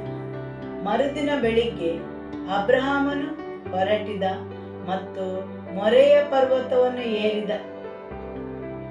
ಆ ದಿನದ ವಾಕ್ಯವೇನೆಂದರೆ, ಅವನಿಗೆ ಏನೂ ನೋವುಂಟು ಮಾಡಬೇಡ. ಆಮೆನ್. ನೀವು ನಿನ್ನೆಯ ಅನುಭವವನ್ನು ಇಟ್ಟುಕೊಂಡು ಮುಂದುವರಿಯಲು ಸಾಧ್ಯವಿಲ್ಲ. ಆಮೆನ್. ನಿಮಗೆ ಅರ್ಥವಾಯಿತಲ್ಲವೇ? ನಮ್ಮ ದೇವರು ಯಾವಾಗಲೂ ಹೊಸತನವನ್ನು ಮಾಡುವ ದೇವರು. ಆತನು ಹೊಸತನವನ್ನು ಸೃಷ್ಟಿಸುವ ದೇವರು. ಆಮೆನ್. ಹಾಲೆಲೂಯ. ಇಂದು ದೇವರು ನಿಮ್ಮಲ್ಲಿ ಮಾತಾಡುತ್ತಾರೆಯೇ? ಆಮೆನ್. ಯೆಹೋಶುವ ಅಧ್ಯಾಯ 6 ವಾಕ್ಯ 2. ಯೆಹೋಶುವನು ತನ್ನ ಕಾಲಿನ ಪಾದರಕ್ಷೆಗಳನ್ನು ತೆಗೆದಿಟ್ಟ ಮೇಲೆ ದೇವರು ಅವನಲ್ಲಿ ಮಾತಾಡುತ್ತಾರೆ. ಯೆರಿಕೋವಿನವರು ಇಸ್ರಾಯೇಲರಿಗೆ ಹೆದರಿ ತಮ್ಮ ಪಟ್ಟಣದ ಬಾಗಿಲುಗಳನ್ನು ಭದ್ರವಾಗಿ ಮುಚ್ಚಿಕೊಂಡರು. ಯಾರೂ ಒಳಗೆ ಹೋಗಲಿಲ್ಲ, ಹೊರಗೆ ಬರಲಿಲ್ಲ. ಆಗ ಯೆಹೋವನು ಯೆಹೋಶುವನಿಗೆ, ನೋಡು, ನಾನು ಯೆರಿಕೋವನ್ನು, ಅದರ ಅರಸನನ್ನು ಹಾಗೂ ಯುದ್ಧ ವೀರರನ್ನು ನಿನ್ನ ಕೈಗೆ ಒಪ್ಪಿಸಿದ್ದೇನೆ. ಯೆಹೋಶುವನು ತನ್ನ ಕಾಲಿನ ಪಾದರಕ್ಷೆಗಳನ್ನು ತೆಗೆದಿಟ್ಟ ಮೇಲೆ ದೇವರು ಅವನಲ್ಲಿ ಮಾತಾಡುತ್ತಾರೆ. ಆಗ ಯೆಹೋವನು ಯೆಹೋಶುವನಿಗೆ, ನೋಡು, ನಾನು ಯೆರಿಕೋವನ್ನು, ಅದರ ಅರಸನನ್ನು ಯುದ್ಧವೀರರನ್ನು ನಿನ್ನ ಕೈಗೆ ಒಪ್ಪಿಸಿದ್ದೇನೆ. ಹೌದಲ್ಲವೇ? ದೇವರು ನಿಮಗೆ ವಸ್ತುಗಳನ್ನು ಹಸ್ತಾಂತರಿಸದೇ ಇದ್ದರೆ ನಿಮಗೆ ಏನೂ ಸಿಗುವುದಿಲ್ಲ. ದೇವರು ನಿಮಗೆ ಕೊಡದಿಲ್ಲದವುಗಳನ್ನು ನೀವು ಹೊಂದಿಕೊಳ್ಳಲು ಸಾಧ್ಯವಿಲ್ಲ. ದೇವರು ಹೇಳಿದರು, ಹೋಗು ಮತ್ತು ಸ್ವಾಧೀನ ಮಾಡಿಕೊಳ್ಳು. ದೇವರೇ ಯೋರ್ದನ್ ನದಿಯನ್ನು ಇಬ್ಬಾಗಿಸಿದರು, ಸರಿಯಲ್ಲವೇ? ಯೆಹೋಶುವನು ತನ್ನ ಸೈನ್ಯವನ್ನು ತೆಗೆದುಕೊಂಡು ಹೋಗಬಹುದಿತ್ತು. ದೇವರೇ, ನೀವೇ ಹೇಳಿದ್ದೀರಿ, ನೀವೇ ಯೋರ್ದನ್ ನದಿಯನ್ನು ಇಬ್ಬಾಗಿಸಿದ್ದೀರಿ, ನಾವು ದಾಟಿ ಬಂದಿದ್ದೇವೆ. ಈಗ ಬನ್ನಿ ಹೋರಾಡೋಣ.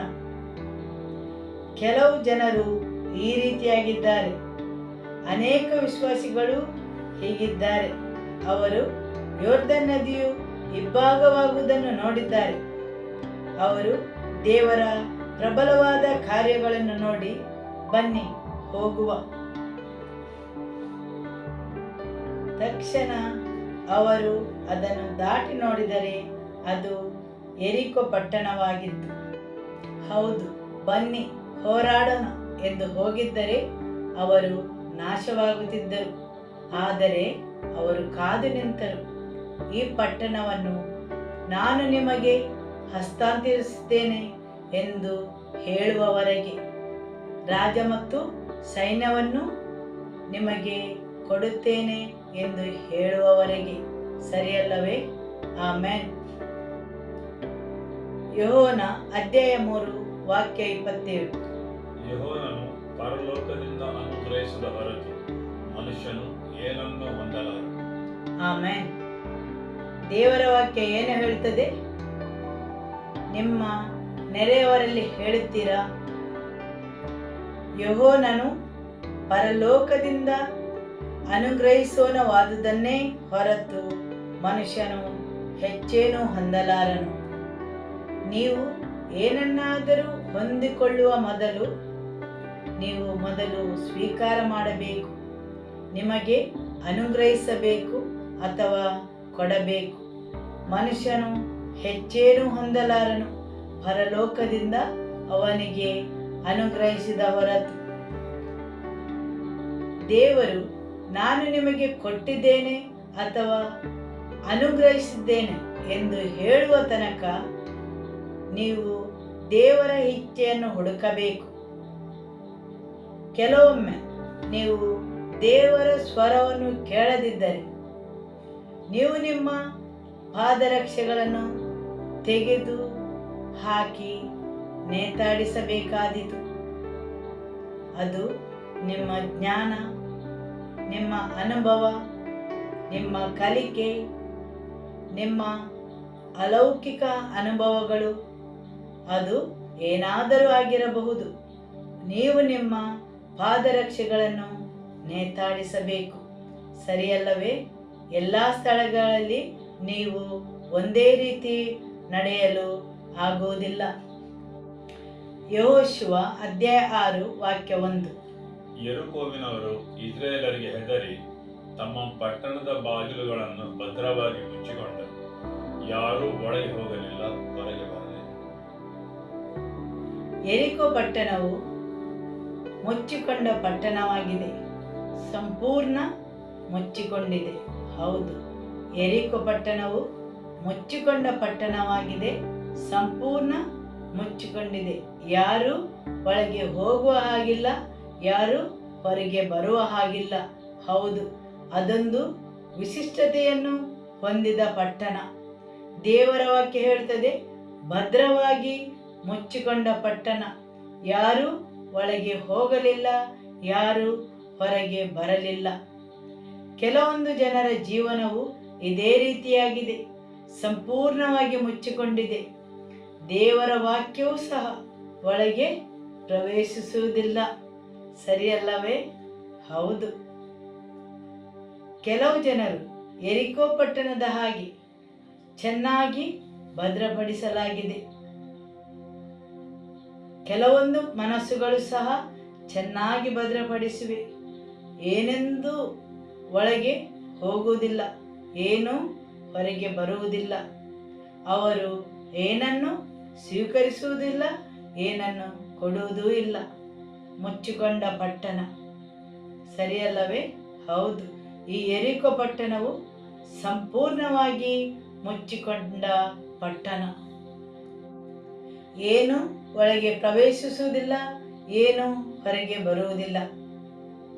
ಯಾವಾಗ ಕೆಲವೊಂದು ವಿಷಯಗಳು ಮುಚ್ಚಿಕೊಂಡಂತಿರುವಾಗ ಆ ಸಮಯವು ಕಣ್ಣೆತ್ತಿ ನೋಡುವ ಸಮಯವಾಗಿದೆ. ಆಮೇನ್. ನೀವು ಕಣ್ಣೆತ್ತಿ ನೋಡಲು ಪ್ರಾರಂಭಿಸಬೇಕು. ಯಾವಾಗ ನಿಮ್ಮ ಸ್ಥಿತಿಯು ಮುಚ್ಚಿಕೊಂಡಂತೆ ಕಾಣುವಾಗ, ನಿಮ್ಮ ಸುತ್ತಲೂ ಎಲ್ಲವೂ ಮುಚ್ಚಿಕೊಂಡಂತಿರುವಾಗ, ಯಾಕೆಂದರೆ ಆ ಸ್ಥಿತಿಯಿಂದ ನಿಮ್ಮಷ್ಟಕ್ಕೆ ನೀವು ಹೊರಗೆ ಬರಲು ಅಸಾಧ್ಯವಾಗಿದೆ. ಯಾರೂ ಆ ಪಟ್ಟಣದಿಂದ ಹೊರಗೆ ಬರಲು ಆಗುತ್ತಿರಲಿಲ್ಲ. ನೀವು ಕಲ್ಪಿಸಿಕೊಳ್ಳಿ, ಯಾರಾದರೂ ಆ ಪಟ್ಟಣದೊಳಗೆ ಸಿಲುಕಿಕೊಂಡಿದ್ದಾರೆ, ಅವರು ಹೊರಗೆ ಬರಲು ಅಸಾಧ್ಯ, ಸರಿಯಲ್ಲವೇ? ಅಲ್ಲದೆ ಆ ಪಟ್ಟಣದಿಂದ ಇಸ್ರಾಯೇಲರು ತೆಗೆದುಕೊಂಡದೆಂದರೆ ಒಂದೇ ವಸ್ತು ಅಥವಾ ರಹಾಬಳನ್ನು ಮಾತ್ರ, ಸರಿಯಲ್ಲವೇ? ಇಸ್ರಾಯೇಲರು ಆ ಪಟ್ಟಣಕ್ಕೆ ಬರದೇ ಇರುತ್ತಿದ್ದರೆ ಆಕೆಯು ಆ ಪಟ್ಟಣದೊಳಗೆ ಸಿಲುಕಿಕೊಳ್ಳುತ್ತಿದ್ದಳು. ಅಂದರೆ ನಾನು ಏನು ಹೇಳಲು ಬಯಸುತ್ತೀರಿ? ಒಬ್ಬಳಿಗೋಸ್ಕರ ಇಸ್ರಾಯೇಲರು ಅಷ್ಟೊಂದು ಭದ್ರವಾಗಿದ್ದ ಪಟ್ಟಣವನ್ನು ಹೋರಾಡಿ ಜಯಿಸಬೇಕಿತ್ತೇ? ಆ ಪಟ್ಟಣದಿಂದ ಅವರು ತೆಗೆದುಕೊಂಡ ಸಂಪತ್ತೆಂದರೆ ರಹಾಬ್, ಅದು ಒಬ್ಬಳು ವೇಶ್ಯೆ. ಆಮೇನ್. ದೇವರ ವಾಕ್ಯವು ಅರ್ಥವಾಗುತ್ತದಲ್ಲವೇ? ಆ ಪಟ್ಟಣದಿಂದ ಇಸ್ರಾಯೇಲರು ಪಡೆದುಕೊಂಡದೆಂದರೆ ಒಬ್ಬಳೇ ವ್ಯಕ್ತಿಯನ್ನು. ಒಂದು ವೇಳೆ ಇಸ್ರಾಯೇಲರು ಆ ಪಟ್ಟಣಕ್ಕೆ ಬರದೇ ಇರುತ್ತಿದ್ದರೆ ಆಕೆಯ ಜೀವನವು ಆ ಪಟ್ಟಣದೊಳಗೆ ವೇಶ್ಯ ಆಗಿಯೇ ಕೊನೆಗೊಳ್ಳುತ್ತಿತ್ತು. ಇಸ್ರಾಯೇಲರು ಅವಳನ್ನು ಹೊರಗೆ ತಂದರು, ಸರಿಯಲ್ಲವೇ? ನಂತರ ಆಕೆಯನ್ನು ಬೋವಾಜನ ತಾಯಿಯೆಂದು ಕರೆದರು. ಒಂದು ವೇಶ್ಯೆಯ ಜೀವನವು ಆಕೆಯನ್ನು ಆ ಪಟ್ಟಣದಿಂದ ಹೊರಗೆ ತಂದ ಮೇಲೆ ಬದಲಾಯಿತು. ಒಂದು ವೇಳೆ ಆಕೆಯು ಆ ಪಟ್ಟಣದ ಒಳಗೆ ಉಳಿದಿದ್ದರೆ ಅವಳ ಮುಂದಿನ ಜೀವಮಾನವೆಲ್ಲ ಆಕೆಯು ವೇಶ್ಯೆ ಆಗಿಯೇ ಇರಬೇಕಿತ್ತು. ಆದರೆ ಆ ಪಟ್ಟಣದ ಹೊರಗೆ ಅವಳು ಯೇಸು ಕ್ರಿಸ್ತನ ವಂಶಾವಳಿಗೆ ಬಂದಳು. ಆಮೇನ್. ಅವಳು ಆ ಪಟ್ಟಣದೊಳಗೆ ಎದ್ದಿದ್ದರೆ ಅವಳ ಜೀವನವು ವೇಶ್ಯೆ ಆಗಿಯೇ ಕೊನೆಗೊಳ್ಳುತ್ತಿತ್ತು. ಇಸ್ರಾಯೇಲರು ಆಕೆಯನ್ನು ರಕ್ಷಿಸಿದರು, ಅವಳನ್ನು ಹೊರಗೆ ತಂದರು. ಆಕೆಯು ಯೇಸುವಿನ ವಂಶಾವಳಿಗೆ ಬಂದಳು ಮತ್ತು ಬೆತ್ಲೆಹೇಮಿನ ಶ್ರೀಮಂತ ವ್ಯಕ್ತಿಯ ಹೆಂಡತಿಯಾದಳು. ಆಮೇನ್. ಸರಿಯಲ್ಲವೇ? ಹೌದು. ಕೆಲವು ಪಟ್ಟಣಗಳು ಮುರಿದು ಬೀಳುವಾಗ ನಿರ್ದಿಷ್ಟ ಗುರಿಯು ಬದಲಾಗುತ್ತದೆ. ಕೆಲವು ಗೋಡೆಗಳು ಮುರಿದು ಬೀಳುವಾಗ ಜೀವನವು ಬದಲಾಗುತ್ತದೆ, ಪರಿವರ್ತನೆಯಾಗುತ್ತದೆ. ಆಮೇನ್. ಹೌದು. ಜನರ ಗುರಿಯು ಬದಲಾಗುತ್ತದೆ, ಜೀವನವು ಬದಲಾಗುತ್ತದೆ ಗೋಡೆಗಳು ಬಿದ್ದಾಗ. ಆಮೇನ್. ದೇವರ ವಾಕ್ಯವನ್ನು ಮುಂದುವರಿಸುವ. ನಿನ್ನ ಭಟರೆಲ್ಲ 6 ದಿನಗಳವರೆಗೆ ದಿನಕ್ಕೆ 1 ಸಾರಿ ಪಟ್ಟಣವನ್ನು ಸುತ್ತಲಿ. 7 ಮಂದಿ ಯಾಜಕರು ಕೊಂಬುಗಳನ್ನು ಹಿಡಿದುಕೊಂಡು ಮಂಜೂಷದ ಮುಂದೆ ನಡೆಯಲಿ. 7ನೆಯ ದಿನ ನೀವು ಪಟ್ಟಣವನ್ನು 7 ಸಾರಿ ಸುತ್ತಬೇಕು. ಯಾಜಕರು ಕೊಂಬುಗಳನ್ನು ಊದಬೇಕು. ಅವರು ದೀರ್ಘವಾಗಿ ಊದುವ ಕೊಂಬಿನ ಧ್ವನಿ ಕೇಳಿಸುತ್ತಲೇ ನೀವೆಲ್ಲರೂ ಗಟ್ಟಿಯಾಗಿ ಆರ್ಭಟಿಸಿರಿ. ಆಗ ಪಟ್ಟಣದ ಗೋಡೆಯು ತಾನೇ ಬಿದ್ದು ಹೋಗುವುದು. ಈಗ ಆ ಪಟ್ಟಣವನ್ನು ವಶಪಡಿಸಲು ಹೇಗೆ ಹೋಗುವುದು? ಸಾಮಾನ್ಯವಾಗಿ ಯುದ್ಧ ವೀರರು, ಸೈನಿಕರು ಹೋಗುವುದು. ಹೌದು, ಸೈನಿಕರು ಮುಂದೆ ಹೋಗುವುದು ಸಾಮಾನ್ಯ. ಆದರೆ ದೇವರು ಏನನ್ನಾದರೂ ಕೊಡುವಾಗ ಇದನ್ನು ಕಲಿತುಕೊಳ್ಳಿ ಮತ್ತು ದೇವರನ್ನು ಕೇಳಿಕೊಳ್ಳಿ. ದೇವರು ಯೆರಿಕೋವನ್ನು ಕೊಟ್ಟರು. ದೇವರು ಹೇಳಿದರು, ನಾನು ಯೆರಿಕೋ ಪಟ್ಟಣವನ್ನು ನಿಮಗೆ ಕೊಡುತ್ತೇನೆ, ಅಲ್ಲಿಯ ರಾಜರುಗಳನ್ನು, ಸೈನಿಕರನ್ನು ಮತ್ತೆಲ್ಲವನ್ನು ನಿಮಗೆ ಒಪ್ಪಿಸುತ್ತೇನೆ. ಆದರೆ ಯೆಹೋಶುವನು ಅದನ್ನು ಹೇಗೆ ವಶಪಡಿಸಿಕೊಳ್ಳಬೇಕೆಂದು ದೇವರಿಂದ ಕೇಳಿಕೊಳ್ಳಬೇಕಿತ್ತು, ಸರಿಯಲ್ಲವೇ? ಹೌದು. ದೇವರು ಯೆರಿಕೋವನ್ನು ಕೊಡ್ತೇನೆ ಎಂದ ತಕ್ಷಣ ಯೆಹೋಶುವ ಮತ್ತು ಸೈನಿಕರು ಹೋಗಿ ಯೆರಿಕೋವನ್ನು ಪಡೆದುಕೊಳ್ಳಲು ಯುದ್ಧಕ್ಕೆ ಹೋಗಬಹುದಿತ್ತು. ಆದರೆ ಅವರು ಹೋಗಿದ್ದರೆ ಅದು ಅತ್ಯಂತ ಕೆಟ್ಟ ಯುದ್ಧವಾಗುತ್ತಿತ್ತು. ಯೆಹೋಶುವನು ಮೊದಲು ದೇವರಿಂದ ಕಲಿತುಕೊಳ್ಳಬೇಕಿತ್ತು. ಹೇಗೆ ನೀನು ಅದನ್ನು ಹಸ್ತಾಂತರಿಸುತ್ತಿ, ಹೇಗೆ ಆ ಪಟ್ಟಣವನ್ನು ಕೊಡುತ್ತಿ?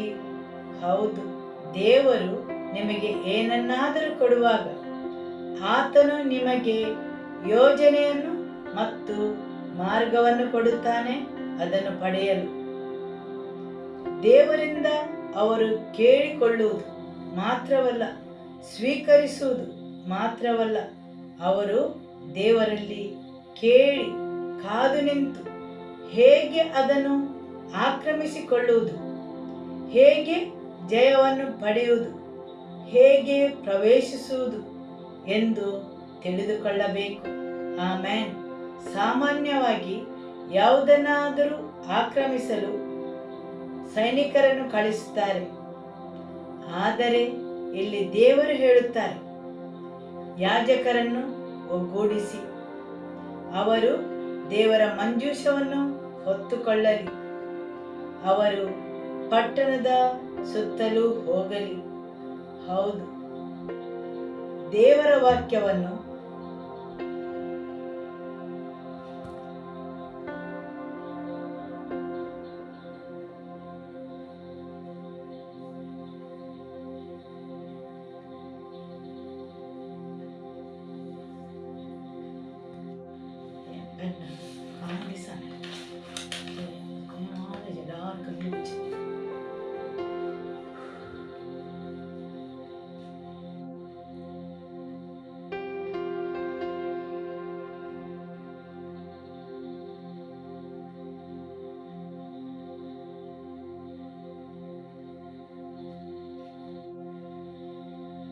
ಯಾಜಕರು ಯೋರ್ದನ್ ನದಿಯ ನೀರಲ್ಲಿ ಕಾಲನ್ನು ಇಟ್ಟ ಕೂಡಲೇ ಅದು ಇಬ್ಬಾಗವಾಯಿತು ಮತ್ತು ಅವರು ವನನೆಲವನ್ನು ನೋಡಿದರು. ಆದರೆ ಯೆರಿಕೋ ಪಟ್ಟಣದಲ್ಲಿ ಈ ರೀತಿ ಆಗಲಿಲ್ಲ. ಅವರು ಪಟ್ಟಣದ ಸುತ್ತು ಹೋಗಬೇಕಿತ್ತು, ಅದನ್ನು ಆವರಿಸಬೇಕಿತ್ತು, ಮುಂದುವರಿಯುತ್ತಾ ಪಟ್ಟಣಕ್ಕೆ ಸುತ್ತುವರಿಯಬೇಕಿತ್ತು.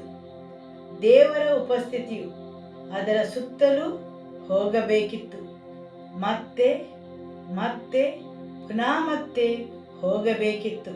ಆಮೇನ್.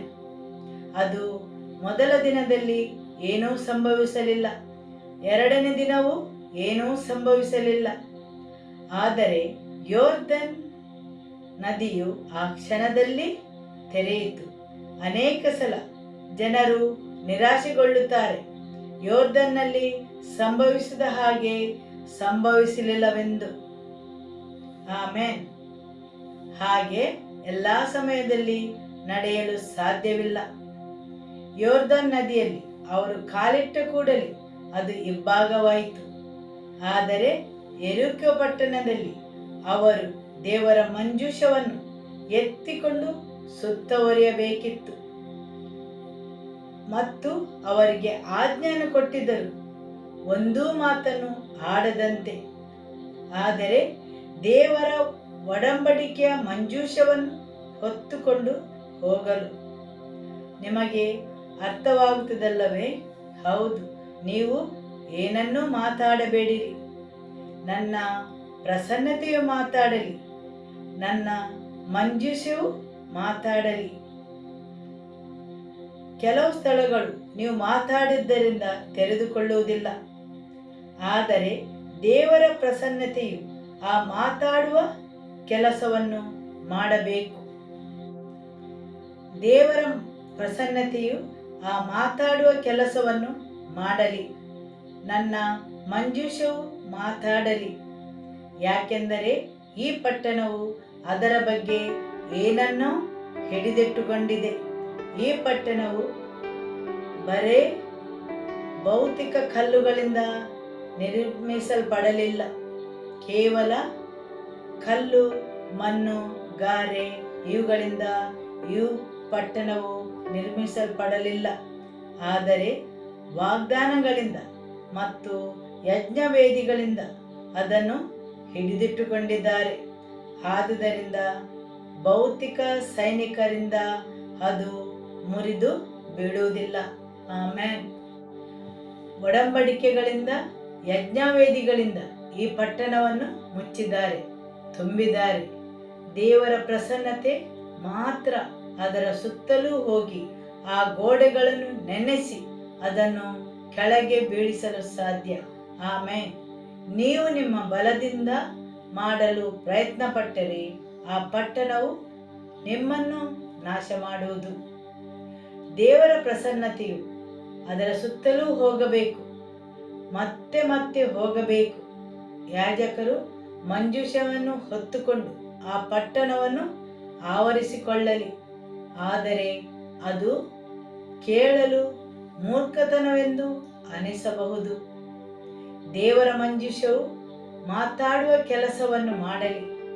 ದೇವರ ಮಂಜೂಷವು, ಆತನ ಉಪಸ್ಥಿತಿಯು ಆ ಪಟ್ಟಣವನ್ನು ಹಿಡಿದಿಟ್ಟುಕೊಂಡ ವಿಷಯದಲ್ಲಿ ವ್ಯವಹರಿಸಲಿ. ದೇವರ ಪ್ರಸನ್ನತೆಯು ಮಾತಾಡುವ ಕೆಲಸವನ್ನು ಮಾಡಲಿ. ಸಾಮಾನ್ಯ ಮಾತಿಗೆ ಅಲ್ಲಿ ಸ್ಥಳವಿಲ್ಲ. ಯಾಜಕರು ಕೊಂಬನ್ನು ಊದಿದ ಮೇಲೆ ಜನರು ಆರ್ಭಟಿಸಲಿ. ಆಮೆನ್.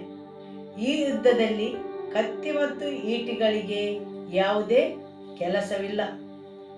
ಯೆರಿಕೋವನ್ನು ಕತ್ತಿ ಮತ್ತು ಈಟಿಗಳಿಂದ ನೀವು ಪ್ರವೇಶಿಸಲು ಸಾಧ್ಯವಿಲ್ಲ.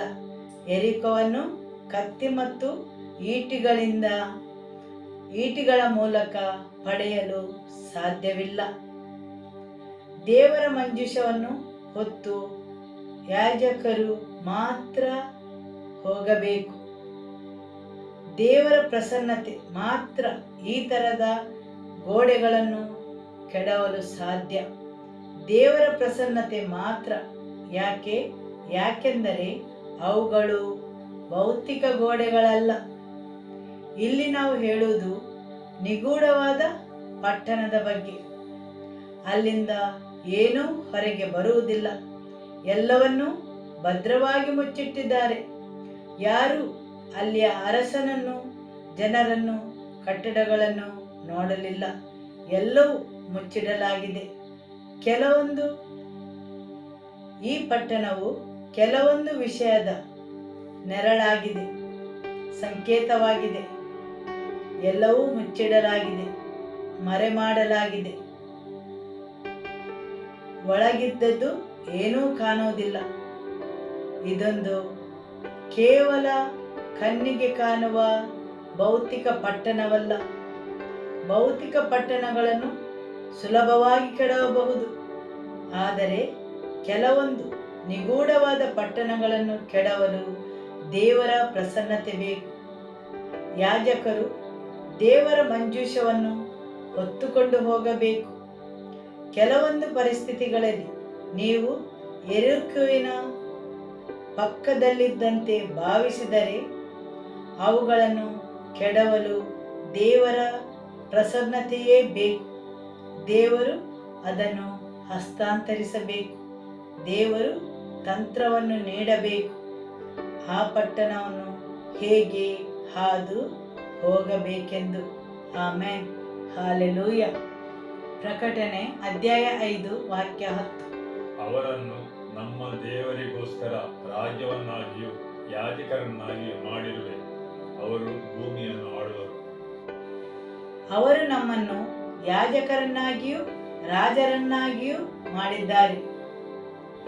ಅವರು ನಮ್ಮನ್ನು ಏನು ಮಾಡಿದ್ದಾರೆ? ಯಾಜಕರನ್ನಾಗಿಯೂ ರಾಜರನ್ನಾಗಿಯೂ. ದೇವರ ಸಭೆಗೆ ಬಂದು ಕುಳಿತುಕೊಂಡು ದೇವರ ವಾಕ್ಯವನ್ನು ಕೇಳಿ ಸ್ವಲ್ಪ ಜ್ಞಾನವನ್ನು ಪಡೆಯಲು, ಸಭೆಗೆ ಬಂದು ಹಲೋ ಹಲೋ ಹೇಳಿ ಸಹಭಾಗಿತ್ವದಲ್ಲಿ ಪಾಲ್ಗೊಂಡು ಹೋಗಲು ದೇವರ ವಾಕ್ಯ ಹೇಳುತ್ತದೆ. ಯಾವುದಕ್ಕಾಗಿ? ಭೂಮಿಯ ಮೇಲೆ ಆಳಲು. ಆತನು ನಮ್ಮನ್ನು ಯಾಜಕರನ್ನಾಗಿಯೂ ರಾಜರನ್ನಾಗಿಯೂ ಮಾಡಿದ್ದಾನೆ. ಭೂಮಿಯ ಮೇಲೆ ಆಳಲು. ಹೌದು, ಕೆಲವು ಆಯಾಮಗಳಲ್ಲಿ ನೀವು ಆಳ್ವಿಕೆಯನ್ನು ನಡೆಸಬೇಕು, ಜಯವನ್ನು ಗಳಿಸಬೇಕು, ಅಧಿಕಾರವನ್ನು ಚಲಾಯಿಸಬೇಕು. ಆತನು ನಮ್ಮನ್ನು ಯಾಜಕರನ್ನಾಗಿಯೂ ರಾಜರನ್ನಾಗಿಯೂ ಮಾಡಿದ್ದಾನೆ, ಭೂಮಿಯ ಮೇಲೆ ಆಳಲು. Amen, hallelujah. ಸರಿಯಲ್ಲವೇ? ಹೌದು. ನಿಮ್ಮ ನೆರೆಯವರಲ್ಲಿ ಹೇಳಿ, ಅವರು ನಮ್ಮನ್ನು ಯಾಜಕರನ್ನಾಗಿಯೂ ರಾಜರನ್ನಾಗಿಯೂ ಮಾಡಿದ್ದಾನೆ, ಭೂಮಿಯ ಮೇಲೆ ಆಳಲು. ಹೌದು, ನೀವು ಕೆಲವೊಂದು ಸ್ಥಳಗಳಲ್ಲಿ ಮುಂದುವರಿದು ಹೋಗಲು, ಕೆಲವು ಆಯಾಮಗಳನ್ನು, ಕ್ಷೇತ್ರಗಳನ್ನು ವಶಪಡಿಸಿ ನೀವು ಅದರಲ್ಲಿ ನಡೆಯಲು, ನೀವು ಪ್ರಭುತ್ವ ಸಾಧಿಸಲು ಮತ್ತು ಅಧಿಕಾರ ಚಲಾಯಿಸಲು. ಹೌದು, ಆಮೆನ್. ಕೆಲವು ಹೋರಾಟಗಳನ್ನು ಮಂಜೂಷ ಮಾತ್ರ ನಿಭಾಯಿಸಬಹುದು. ನೀವು ಎಲ್ಲ ಹೋರಾಟಗಳನ್ನು ನಿಭಾಯಿಸಲು ಸಾಧ್ಯವಿಲ್ಲ. ಕೆಲವೊಂದು ಹೋರಾಟಗಳನ್ನು ದೇವರ ಪ್ರಸನ್ನತೆ ಮಾತ್ರ ನಿಭಾಯಿಸಲು ಶಕ್ತವಾಗಿರುತ್ತದೆ ಮತ್ತು ದೇವರು ಆ ತಂತ್ರವನ್ನು ನಿಮಗೆ ನೀಡಲಿ. ಯೋರ್ದಾನ್ ನದಿಯು ಇಬ್ಬಾಗವಾದ ಹಾಗೆ ಕೆಲವೊಂದು ದೇವರ ಪ್ರಸನ್ನತೆ ಬಂದ ತಕ್ಷಣವೇ ತೆರೆದುಕೊಳ್ಳುತ್ತವೆ ಮತ್ತು ಅದಾಮ್ ಎಂಬ ಸ್ಥಳವನ್ನು ಮುಟ್ಟುತ್ತಾರೆಂದು ದೇವರ ವಾಕ್ಯ ಹೇಳುತ್ತದೆ. ಅವರು ವನಜ್ಞಾನದಲ್ಲಿ ನಡೆದುಕೊಂಡು ಹೋದರು, ಆದರೆ ಯೆರಿಕೋ ಮೊದಲ ದಿನದಲ್ಲಿ ಮುರಿದು ಬೀಳಲಿಲ್ಲ, ಅಥವಾ ಯಾಜಕರು ಮಂಜೂಷ ಹೊತ್ತು ನಡೆದ ತಕ್ಷಣ ಏನೂ ಸಂಭವಿಸಲಿಲ್ಲ. ಯಾವುದೊಂದು ಒಂದೇ ರೀತಿಯಾಗಿ ಸಂಭವಿಸುವುದಿಲ್ಲ. ದೇವರು ಅದನ್ನು ಹಸ್ತಾಂತರಿಸಬೇಕು. ದೇವರು ಆ ತಂತ್ರವನ್ನು ಇಡಬೇಕು, ಅವರಾಗಿ ಅದನ್ನು ಪ್ರಕಟಿಸಬೇಕು. ಹೇಗೆಂದು ನಾವು ಅದನ್ನು ಕೇಳಿಸಿಕೊಳ್ಳಬೇಕು. ಸರಿಯಲ್ಲವೇ? ಆಮೆನ್, ಹೌದು. ಆದರೆ ಅದನ್ನು ಕೇಳಲು ನೀವು ನಿಮ್ಮ ಪಾದರಕ್ಷೆಗಳನ್ನು ಪಕ್ಕದಲ್ಲಿಡಬೇಕು.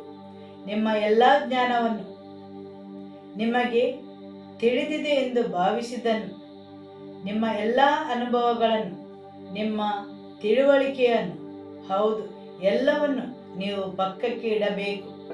ನಿಮ್ಮ ಪಾದರಕ್ಷೆಗಳನ್ನು ಹಾಕಿ ಅವರ ಸ್ವರವನ್ನು ಕೇಳಲು ಸಾಧ್ಯವಿಲ್ಲ. ಹೌದು, ಕೆಲವೊಂದು ವಸ್ತುಗಳನ್ನು ನೀವು ಪಕ್ಕಕ್ಕೆ ಇಡಬೇಕು. ಪ್ರತಿಯೊಂದು ಐಗುಪ್ತ ದೇಶದ್ದು ನಿಮ್ಮ ಎಲ್ಲ ಅನುಭವಗಳನ್ನು, ನೀವು ನೋಡಿದೆಲ್ಲವನ್ನು, ನಿಮಗೆ ತಿಳಿದುದೆಲ್ಲವನ್ನು, ನೀವು ಭಾಗವಹಿಸುವುದೆಲ್ಲವನ್ನು, ನಿಮ್ಮ ಮರುಭೂಮಿಯ ಅನುಭವಗಳನ್ನು, ಯೆಹೋಶುವನ ಪಾದರಕ್ಷೆಗಳು ವಾಗ್ದಾನದ ನಾಡನ್ನು ಪ್ರವೇಶಿಸಿದ್ದವು. ಅನಾಕಮನ ಮಕ್ಕಳನ್ನು ನೋಡಿವೆ, ಅಲ್ಲಿಯ ದಾಳಿಂಬೆ ಮತ್ತು ದ್ರಾಕ್ಷೆ ಹಣ್ಣುಗಳನ್ನು ತಿಂದಿವೆ ಮತ್ತು ಹೊತ್ತುಕೊಂಡು ಬಂದಿವೆ. ಯೆಹೋಶುವನು ಬೇಹುಗಾರನಾಗಿ ಆ ವಾಗ್ದಾನದ ನಾಡನ್ನು ಸೇರಿದ್ದಾನೆ, ಆದರೆ ಬೇರೆಯೇ ಮಾರ್ಗದಲ್ಲಿ, ಇದೇ ಮಾರ್ಗವಾಗಿ ಅಲ್ಲ, ಬೇರೊಂದು ಸ್ಥಳವನ್ನು ಸೇರಿದ್ದಾನೆ ಮತ್ತು ಇಡೀ ಪಟ್ಟಣದಲ್ಲಿ ಬೇಹುಗಾರಿಕೆಯನ್ನು ನಡೆಸಿದ್ದಾನೆ. ಅವನ ಪಾದರಕ್ಷೆಗಳು ವಾಗ್ದಾನದ ನಾಡನ್ನು ನೋಡಿವೆ. ಮಾತ್ರವಲ್ಲ, ಆ ನಾಡಿನ ಹಣ್ಣನ್ನು ತಿಂದಿವೆ. ಕೆಲವು ದಾಳಿಂಬೆ ಮತ್ತು ದ್ರಾಕ್ಷಿಗಳನ್ನು ಅವರ ಜೊತೆ ತಂದು ಬಂದಿದ್ದಾರೆ. ಆಮೇನ್. ಅವನ ಪಾದರಕ್ಷೆಗಳು ಹೇಳಲು ಬಹಳಷ್ಟು ವಿಷಯಗಳಿವೆ. ಅವುಗಳು ತುಂಬಾ ಸಂಗತಿಗಳನ್ನು ನೋಡಿವೆ. ಆದರೂ ಅವುಗಳನ್ನು ಪಕ್ಕಕ್ಕಿಡಬೇಕು ಮತ್ತು ಸಮರ್ಪಣೆಯ ಸ್ಥಿತಿಗೆ ಬರಬೇಕು. ಎಲ್ಲಿಯವರೆಗೆ ನಿಮ್ಮದೇ ಯೋಜನೆಗಳು, ಅನುಭವಗಳು, ನಿಮ್ಮದೇ ತಿಳುವಳಿಕೆ, ನಿಮ್ಮದೇ ಕಾರ್ಯನಿರ್ವಹಿಸುವ ಮಾರ್ಗಗಳು ಇರುವವರೆಗೆ ನೀವು ಸಮರ್ಪಣೆಯ ಸ್ಥಿತಿಗೆ ಬರುವುದಿಲ್ಲ. ನೀವು ಆತನ ಎದುರಿಗೆ ಆರಾಧನೆಗೂ ಬರುವುದಿಲ್ಲ. ನೀವು ಎಲ್ಲವನ್ನೂ ಪಕ್ಕಕ್ಕೆ ಇಡಬೇಕು. ನೀವು ಕೆಲವನ್ನು ಬರಿದು ಮಾಡಬೇಕು, ಕೆಲವನ್ನು ಬಿಟ್ಟು ಬಿಡಬೇಕು. ಆಮೇನ್. ಅದು ಭಯವಿರಬಹುದು. ಐಗುಪ್ತ ದೇಶದವರು ಇಸ್ರೇಲರ ಹಿಂದೆ ಬಂದ ಹಾಗೆ ಏನು ಮಾಡುವುದೆಂದು ತಬ್ಬಿಬ್ಬಾದ ಹಾಗೆ ಕೆಂಪು ಸಮುದ್ರ ಮತ್ತು ಐಗುಪ್ತರ ನಡುವೆ ಸಿಲುಕಿಕೊಂಡಾಗ ಭಯದಿಂದ ತುಂಬಿದ ಸ್ಥಿತಿಗಳು, ಏನು ಮಾಡಲು ತಿಳಿಯದ ಸ್ಥಿತಿ, ಹಿಂತಿರುಗಿ ಹೋಗುವ ಆಸೆ, ಹಿಮ್ಮುಖ ಜಾರುವಿಕೆ, ಐಗುಪ್ತ ದೇಶಕ್ಕೆ ಹಿಂತಿರುಗುವಿಕೆ. ಹೌದು, ಪಾದರಕ್ಷೆಗಳು ತುಂಬಾ ಸಂಗತಿಗಳ ಸಂಕೇತವಾಗಿವೆ. ಅವುಗಳನ್ನು ತೆಗೆದಿಡಬೇಕು, ಸರಿಯಲ್ಲವೇ? ಹೌದು. ಬೇರೊಂದು ಋತುವಿಗೆ ಮುಂದುವರಿದು ಹೋಗಲು ಅವನು ಅವುಗಳನ್ನು ಕಳಚಲೇಬೇಕಿತ್ತು. ಹಾಲೆಲೂಯ. ಜನರು ಎರಿಕೋ ಮುಖಾಂತರ ದಾಟಿ ಹೋಗದಿದ್ದರೆ ಅವರ ಗುರಿಯು ಸಿಕ್ಕಿಗೊಳ್ಳುತ್ತದೆ. ಎಷ್ಟರವರೆಗೆ ರಹಾಬಳು ಎರಿಕೋದಲ್ಲಿದ್ದಳು, ಅವಳು ವೇಶ್ಯೆಯಾಗಿದ್ದಳು. ಎರಿಕೋವಿನ ಹೊರಗೆ ಅವಳು ಅವಳ ಗುರಿಯೆಡೆಗೆ ಪ್ರವೇಶಿಸಿದಳು. ಆಕೆಯು ಯೇಸುವಿನ ವಂಶಾವಳಿಗೆ ಬಂದಳು, ಸರಿಯಲ್ಲವೇ? ಹೌದು.